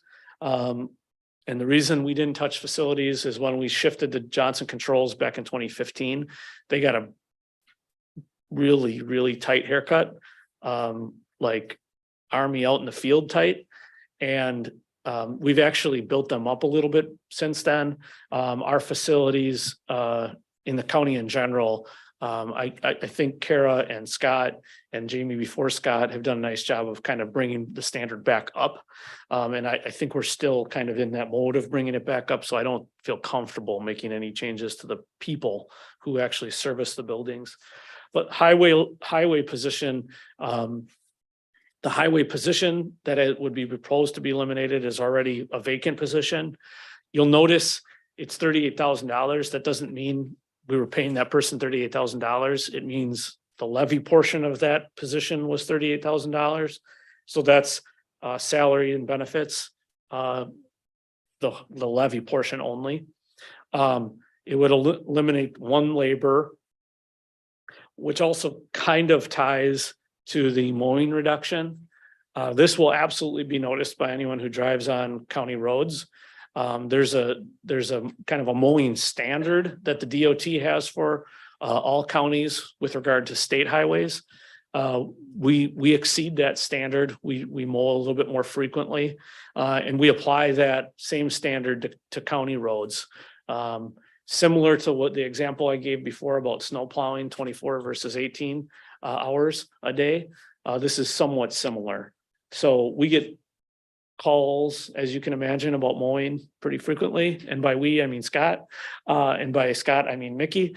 But we get those calls frequently. You can anticipate calls are going to escalate substantially. So we would go from every year doing at least one mowing to every 3 years. And that's not going to be a strict rule. There'll be exceptions to that rule, but generally speaking, every year to every 3 years, which is the minimum standard of DOT.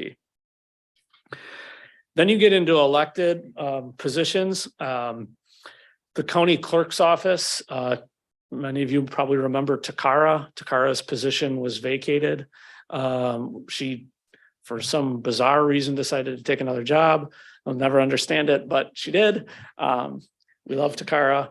But when that position vacated, Ashley and I, within a week or so, started discussing this whole issue.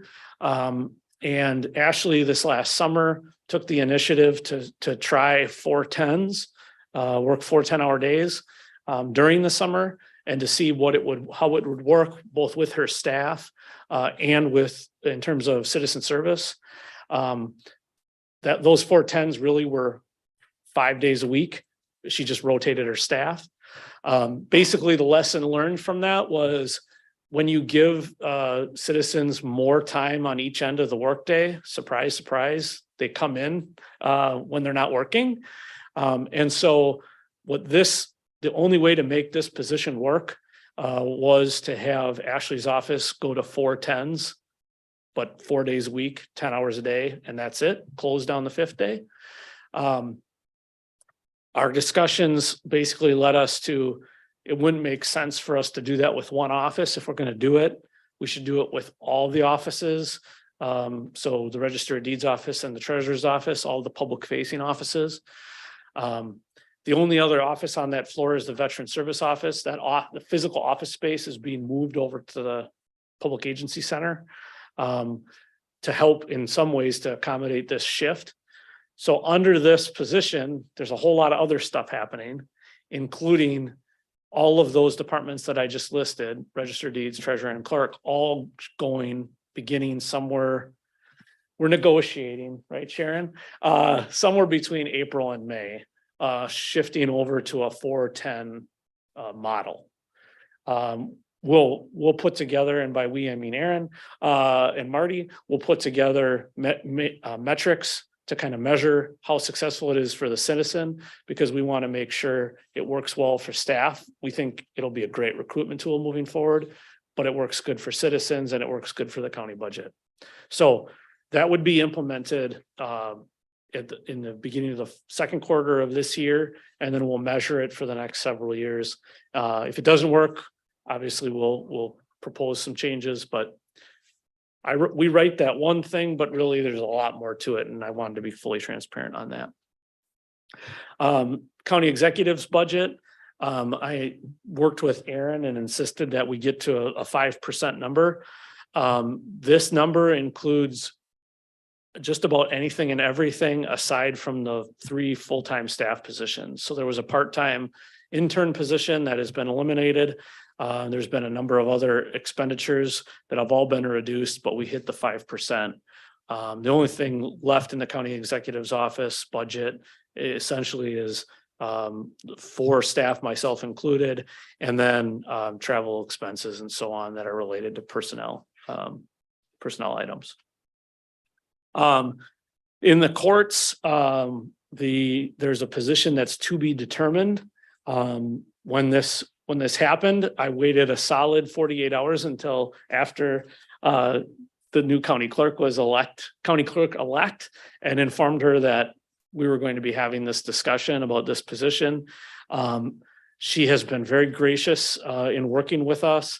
And basically the reason it says to be determined is Sarah has a plan over the next year or two to phase 1 position out, but wants to make sure everybody's cross-trained within her department before that happens. So she has shared with myself, the HR department, a memo kind of outlining how that will take place, how that will transpire. This position will be vacated by the end of this current budget year, 2023. And then a position to be determined will be eliminated at that time, once all of the training is completed with her and her team. It's also worth noting that Sarah has taken the initiative and is working with Dave Barber, Director of Administration, and his team on going through essentially a Lean Six Sigma process and kind of looking at all the people, processes, and systems within her area and slowly analyzing where efficiencies can be found and so forth. So I give her a lot of credit for both of those. It's a lot to ask for an elected official in their first week, and she's been great. In addition to that, asking for one wasn't enough, so we went one step further. This is not directly under the clerk of court's office. It's adjacent, but it is part of the larger court system.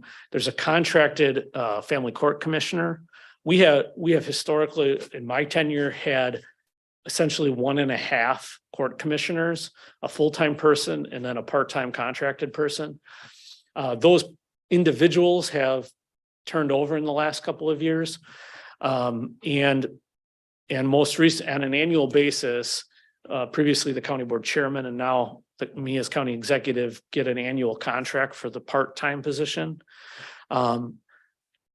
In discussions with a number of people, I believed we could find some efficiencies in eliminating that court commissioner. It will absolutely, indisputably shift work to the family court commissioner full-time and therefore likely to the judges. The amount of work is to be determined. How much of the will really just be paper scheduling changes versus actual cases that make their way to the judges instead of a court commissioner is to be determined. But suffice it to say, at a time appropriate and agreed upon between Judge Muehlbauer, who's the chief judge, Sarah and I, we would, under this proposal, terminate that contract. And then similar to with County Clerk Reichert's office, we'll work with the budget policy and analytics team and start to put metrics together for whether or not it's working. My goal would be an 18-month window where we would analyze it and then make a decision for the following January 1st on whether or not it's working. And if not, put the position back in place.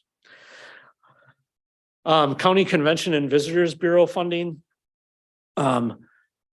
this has been something that was it was a pet project, and meaning somebody in particular on the county board wanted it eliminated for the last decade. It somehow survived over and over and over again. But similar to how the Historical Society was handled, similar to how the Senior Center was handled, the intent with Convention and Visitors Bureau was eventually to get them off of the levy. For $45,000, quite honestly, I just didn't want to have to deal with the controversy. So I've kind of ignored it for my first 3 years, but now I don't think we have any choice. Under this idea, we would eliminate the annual funding and create, just like we did with the Historical Society, some kind of one-time payment to give them X amount of years before they would need new revenue. The sheriff's accounting tech and administrative assistant, I think, speak for themselves. would like to take this opportunity to give Sheriff Schulteis credit. Priority-based budgeting is challenging. It's stressful, it's difficult, and I can tell you that every department head, with only a couple of exceptions, has done a phenomenal job of executing it and reprioritizing. But not every department. And when the referendum didn't pass, Sheriff Schulteis was the one who stepped up and offered at that same meeting that we had however many months ago for this first discussion, was the first one who said, we need to do something too. The DARE program was the sacred cow for a long time for a program that statistically doesn't work. And he made a hard decision and put his money where his mouth was, and is doing the same thing with the accounting tech and the administrative assistant position. And I give him all the credit in the world, because the easiest thing in the world to do is to keep giving people a program that actually doesn't do anything and keeps a smile on their face. And he didn't do that.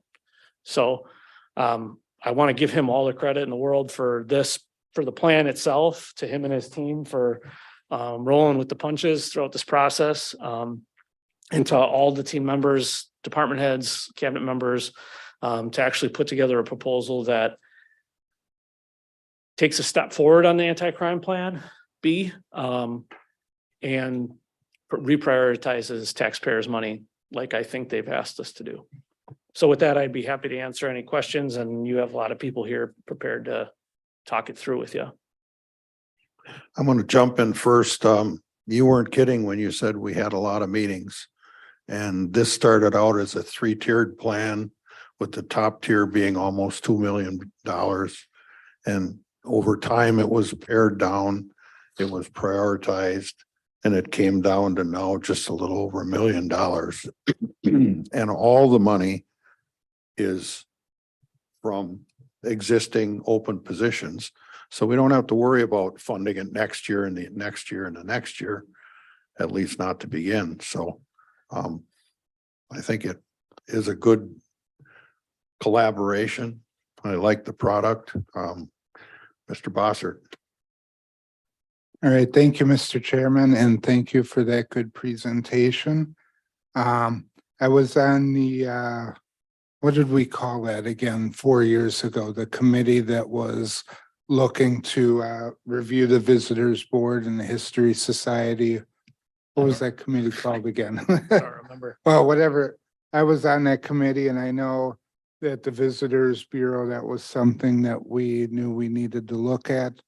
I'm glad we're approaching it this way, where we can remove them from county funding in a way where they're going to be self-sufficient for at least a good period of time, so that they can work on replacing that funding. So thank you.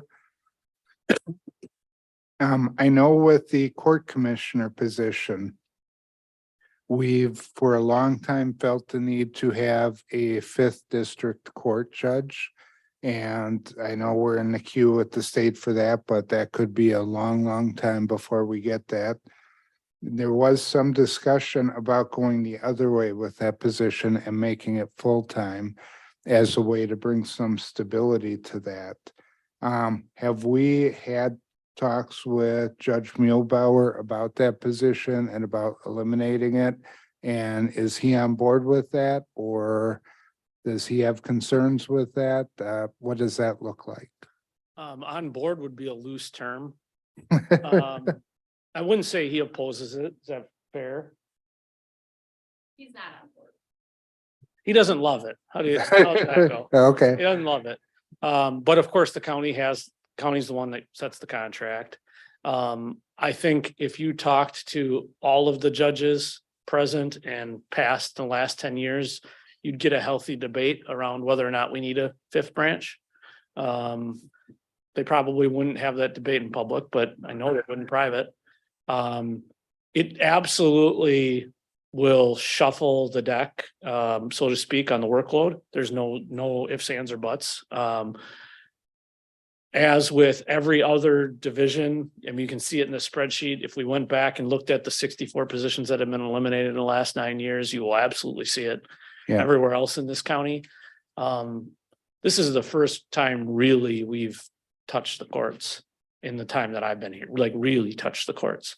So I think if there's one area that that you'd be interested in kind of going the opposite direction, I could completely understand this one.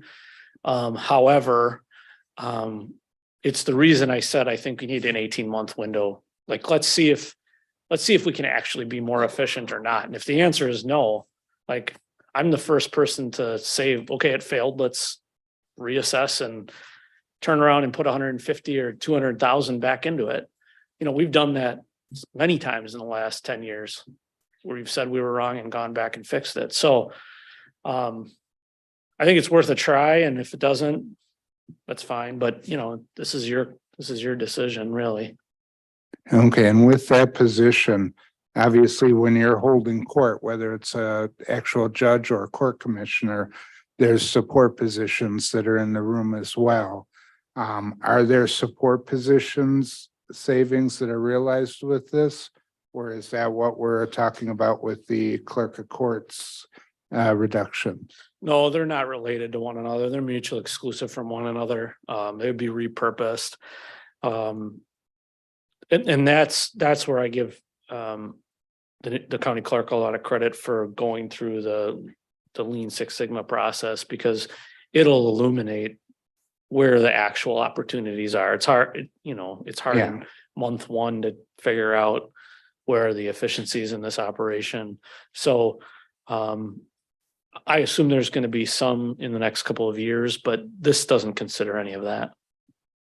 All right, thank you.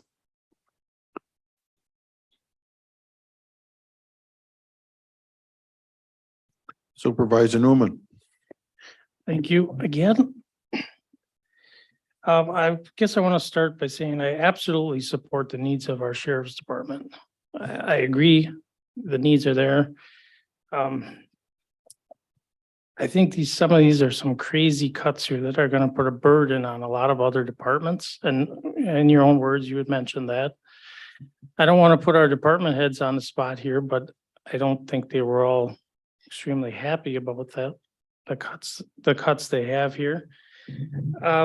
I know you always mention, the county, we want to live within our means. What about living within our needs? And can we take any consideration into taking advantage of this net new construction to help offset this and reduce these number of reductions that we're seeing in this plan? Yes, you can in 2024, if that's what you decided to do. I mean, I'm speaking on particularly in behalf of just one topic, Public Works, because that's where I serve. But I don't get calls. I probably get more calls about high grass. I'm just using it as an example than I do about the Samaritan. That's how people react.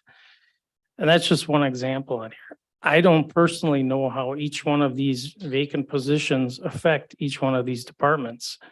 We all know recruitment and retention is difficult right now because of department is vacant or a position is vacant in a certain department for a couple of months.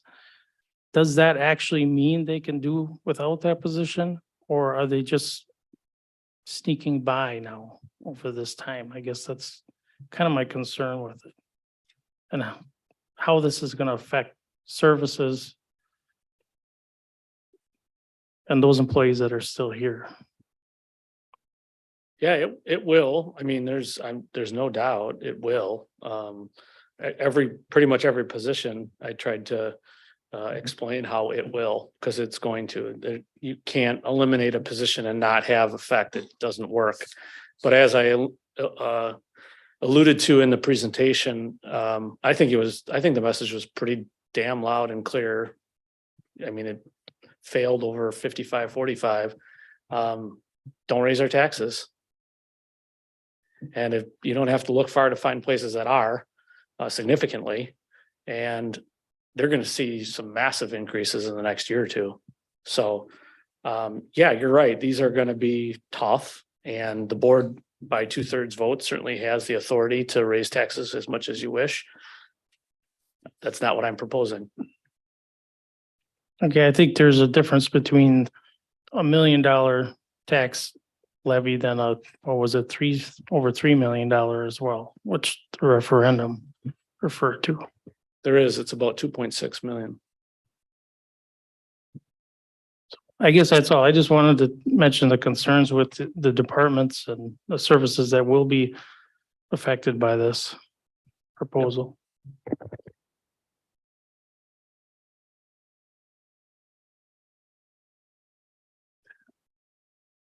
Supervisor Mary.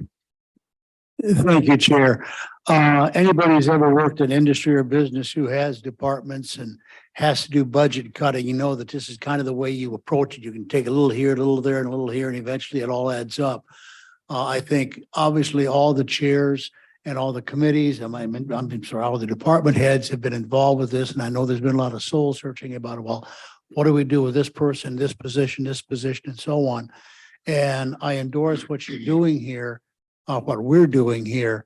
But I think we want to keep our eyes open. This isn't all going to happen in one day. It's going to happen over a period of time as positions come open or someone retires and so on. But let's keep our eyes open such that we see that removing someone or a position isn't going to work. Let's make sure we're prepared to find the funding to put that position back into place and go somewhere else to find the funding. I don't think that this list you have here should be considered cast in concrete. It has to have some flexibility to it, because we may very well find that no way, or perhaps the courts will say, no, this isn't going to work. You can't do this. Or someone else retires from a position, and then the new group that's left says, hey, we can't do this. And then if that happens, then we're no longer servicing our constituents. So I think, yeah, let's go ahead with this, but let's keep our eyes open and be flexible as we move into the future on this thing. Let's just not cut everything off, but let's be flexible and move through this slowly as the time evolves. Thank you, sir. And to that point, I would illustrate the facilities department. I think it's a really good example of a spot that was given a really tight haircut, and I think last budget cycle, we just added another position back in for exactly that reason. Within a few years' time, we figured out in order to deliver the service, you have to have another body managing projects. And so we added it. You added it. Supervisor Conrath. Thank you, Chair. Yeah, to Supervisor Mary's comment about, give it a try. With giving it a try, one of my concerns is the courts. We're looking at, trying to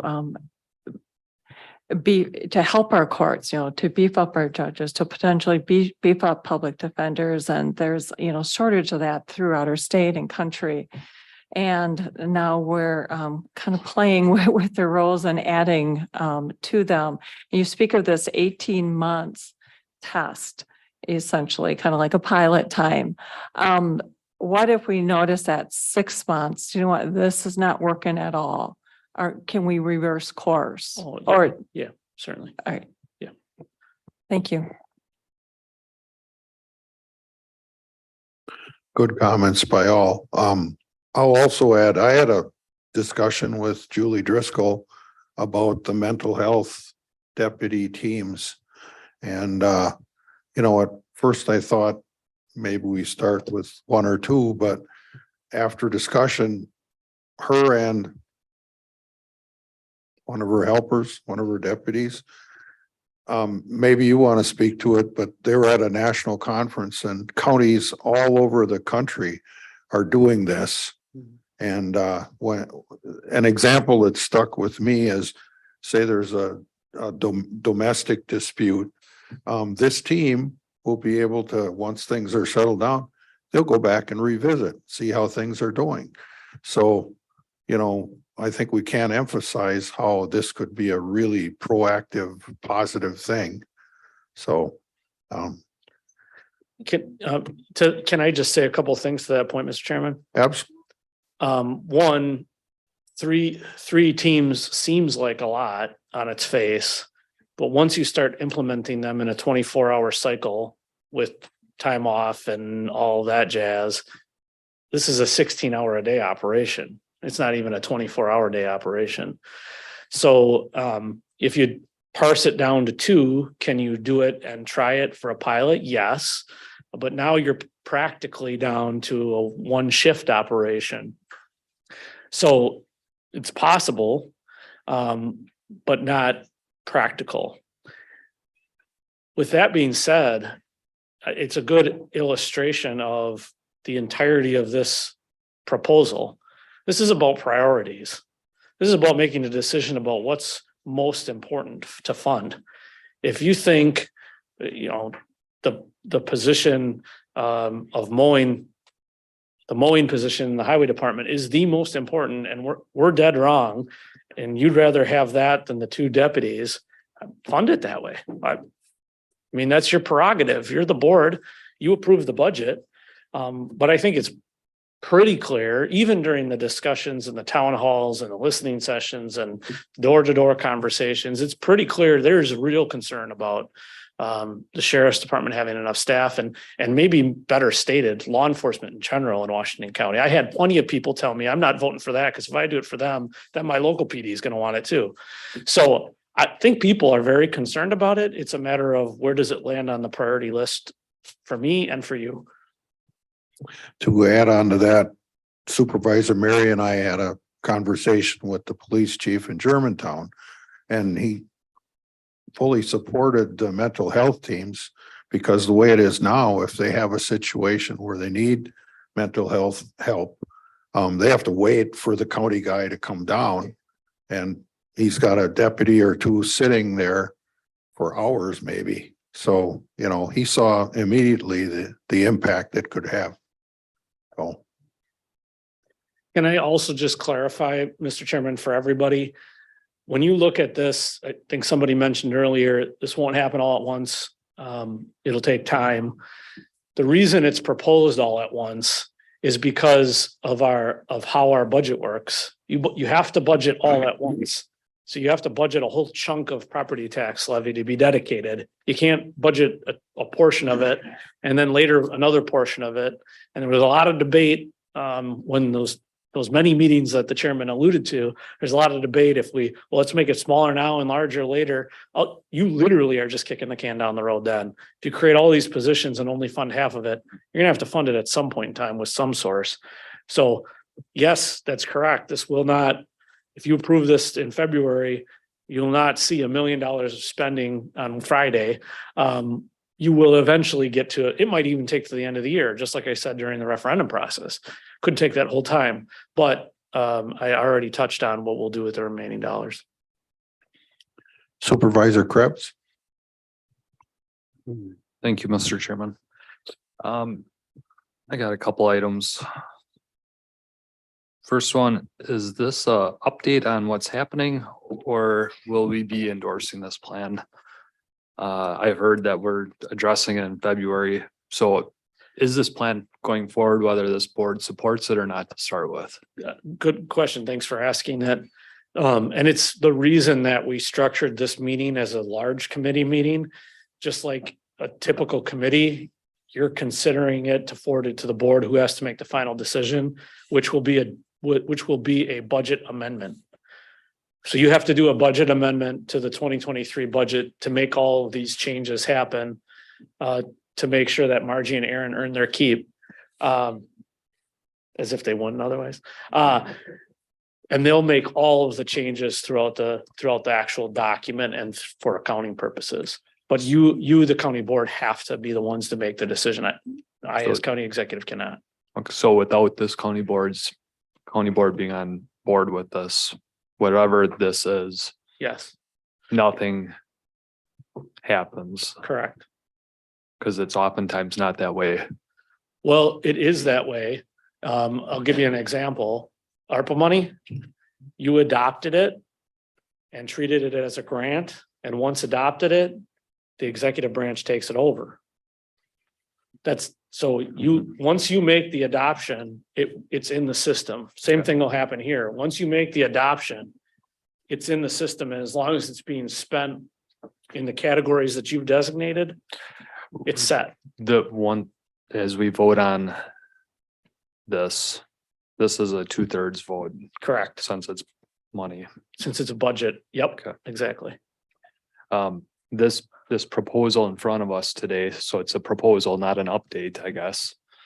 Of what we can move forward with. This is one option. Another option in your previous presentation, the second to last slide, is potential revenues coming forward to the county. Yep. We could fund this whole proposal plus some just by clawing back our sales, our net new construction. So if this board has any concerns or uneasy feelings of cuts, there's other options on the table. So don't know, I'm not speaking for the board if they have the stomach for raising taxes or using taxes already granted to us more or less. But there are other options out there to move forward with during this discussion. A lot of the lists for recognized savings on this proposal seem to be already done or in the works, or the county's managing without these positions already. So is this cutting to the bone? Or is this, I don't know if it's really a cut or not, because most of these positions are already vacant and have seemed to be this way for a while. Since about November 7th, give or take, What's November 7th? election day. Okay. So to Supervisor Newman's comment earlier, these are all things we knew that people would feel, because that's kind of what we're down to. There's, even when you look at the slides that I gave you of the mandated and unmandated, there's very little left that people aren't going to notice. Sure. So it's not that the positions that are vacant, I'll use the courts as one example. I mentioned it is currently vacant, but it's not as if, not the court commissioner one, the actual position to be determined. It's not as if they just simply don't need it and we're not cutting to the bone. It's going to take a shifting of workload and cross training in order to accommodate being able to do it. The county clerk's position, same thing. Without going to a 410s, they can't provide the same level of service they've been providing. So, I am concerned about the shared workload because the employees that remain, the burnout factor that they may experience from it. So I'm not saying that we've survived or operated well with these positions empty, but they've already been empty for a change of time, depending on from November 7th or whenever the last position was filled. I'm just saying that they're not all direct. We're letting people go today that currently. yeah, aren't no, here. they're correct. That is true. They are not. They're all each one of these is currently vacant. But as we move forward, stepping away from this proposal and just towards overall the referendum of the anti-crime plan, I want to speak to some points that I heard from citizens during the referendum and where maybe some of its shortcomings were, or where maybe the public wasn't educated. I guess however you want to phrase it, but first off, the name of the plan, I think, was a scare tactic. That's what I heard from several people in the community. Obviously, if you don't see all the crime, a lot of that happens in the off hours and in the evenings when a common constituent doesn't see it. But it just the name anti-crime plan, instead of enhancing our sheriff's department, it had a negative feeling towards it, is what I received from a lot of people. So the scare tactic of it in itself, I think, garnered no votes from a significant majority that voted on that. The second part is this is only for Washington County Sheriff's Department, but a lot of the community, I think, looks at law enforcement as a total, brown shirts and blue shirts. And so some of the data that was missing from the white paper that was published for the anti-crime plan did not address that portion of it.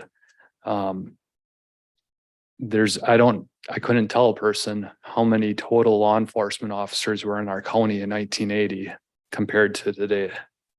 But at the same time, you can tell me exactly how many full-time sheriff's deputies were in 1980 versus today. So I think knowing the right ratio of this county as a whole of how many law enforcement officers we have here to get a real ratio, it would be more helpful to understand. If I know total law enforcement officers doesn't help the needs of the sheriff's department, but as a community, it needs to create a better sense of where we're at. Because I'll tell you, I live in Hartford and I see a lot of Hartford cops driving around.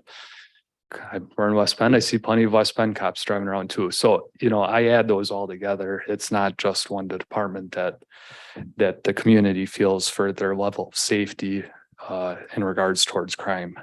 So I would hope that we could get some more of that data, either as an addition to that white paper or just supplementary, at least before this board takes up future votes on this. Thank you. Yeah, we can certainly get it to you and just, send an email to Mike and on what exactly it is you're looking for. Think the ratios for each department, which were available in that material, tell you the story. Every one of them is below the national thresholds that the sheriff shared and below what most of our surrounding counties and their communities have. And you don't have to go far to find it. But I mean, any amount of data you want, that's exactly why we held a committee of the whole meeting. So you have another 2.5 weeks or whatever it is to get as much data as you feel like you need in order to make a decision. Supervisor Mary? Just a very quick observation, going along with Mr. Krebs' comments about calling it an anti-crime reminds me of the phone call I got from this woman. She just insisted that there is no crime in Washington County. There is none. Any other comments or questions? Supervisor Conrad. Thank you, Chair. Yeah, I would just like to reiterate Supervisor Krebs's comments too about some of the concerns from our citizens regarding what was the bigger picture of the other municipalities and how have they maybe increased their staffing versus ours. And I did share that with Sheriff Schulteis too. That was and feedback I'm still getting, where are those numbers? So just, to help our constituents with that concern, that data would be very much appreciated. And then regarding really the options moving forward. Okay, so the 3 million referendum didn't pass. So we have this essentially 1 million new plan in front of us. So we can cut that you have proposed, Or we could, or there's this other funding option, our very last slide, as Supervisor Krebs pointed out. Or do we bring the 1 million to referendum and say, hey, this is our new revised plan? We're not a moving school forward? district, so Yeah. probably not. Pardon? We're not a school district, so no, probably not. You don't just keep trying until you get it. Okay. Yeah, just, trying to You can. I mean, really yes, map you out could. our, I was our, being, obviously I was being flipped, but Yeah. yes, you certainly can. okay. And you can raise taxes. Yeah, of course. 2/3 vote, you can raise taxes. Go ahead. I certainly didn't propose that and wouldn't support it, but you can do it. Because if we would do, say, this other funding option or do a $1 million referendum, then we wouldn't have to do some of these cuts. But then also, like Supervisor Krebs stated, and like you marched through, I have, planned, 30,000 gone, planned, this position gone. So I'm kind of curious what the positions that have been vacant, if we eliminate those, what's this $1 million number? I haven't done that math myself, but maybe I'll do them between now and then. 'Cause you spoke of, like UW extension, 136 contract under budget, $30,000 that was planned already to eliminate that. No, it was vacant. It was not planned to eliminate. They're, Okay, these are all then budgeted. I'm sorry. Yeah, no, that's okay. These are just wrote all things then. budgeted expenses Mhm. in the 2023 budget. What is proposed is that the expense lines that are related to these expenses would get eliminated from the corresponding department and moved to the sheriff's office. Okay, so that those Prioritized. vacant positions, so I probably just translated wrong. In my Okay, notes weren't planned to eliminate their. Okay, Correct. thank you. Not one of them, nothing on here was planned to eliminate already? They were all budgeted for, Okay, and that, that was approved. Yep. A year and a half ago. Okay, Not thank quite you. A year and a half. Yep. I appreciate that clarification. It's been said before, and I'm sure the county executive will agree with me. We have excellent department heads, and they all pitched in to make this happen. And I'm sure they're good managers, that if we do find a spot where we're missing a person and we need to backfill, that they will bring that up. That's, our county works pretty well that way, so I'm confident. And I would note, I know a couple times you've brought up the potential for increasing taxes, which of course, if that's what you choose to do, you can do that. But let's not forget that sales tax has gone up pretty significantly. So although you don't have control over that one, by default, you've already increased taxes. So, and the 24 or 25 potential revenue also will contemplate that, as will the budget I propose. But if you feel the need to increase further, that's your prerogative. You're the board, you get to make that decision finally.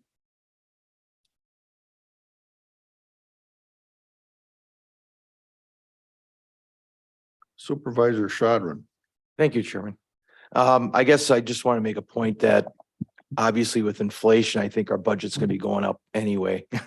I think we should move forward with this. If we need to tweak it, we'll tweak it, but I think we'll all be surprised when we see the 2024 and beyond numbers with the way inflation is. Thank you. Anybody else? Of course, if something comes up, pops in your head between now and when the county board meeting is, we can discuss it, bring it up. So, Yes, please reach out to Mike. That's the reason that he is here. If you are going to another department head other than the cabinet member who reports to your committee, you are doing a disservice to the reason that you created that position. So follow the chain of command and allow it to work. Many of you do a good job of that. Some of you are terrible at it, but I'd encourage you to go to Mike. That's what he's here for. And he certainly can get access to any and all information you want. And hopefully this answers a lot of the questions that we were hearing and continue to hear. No further questions? In that case, our next meeting is Wednesday, February 8th, 2023 at 6 p.m. This meeting's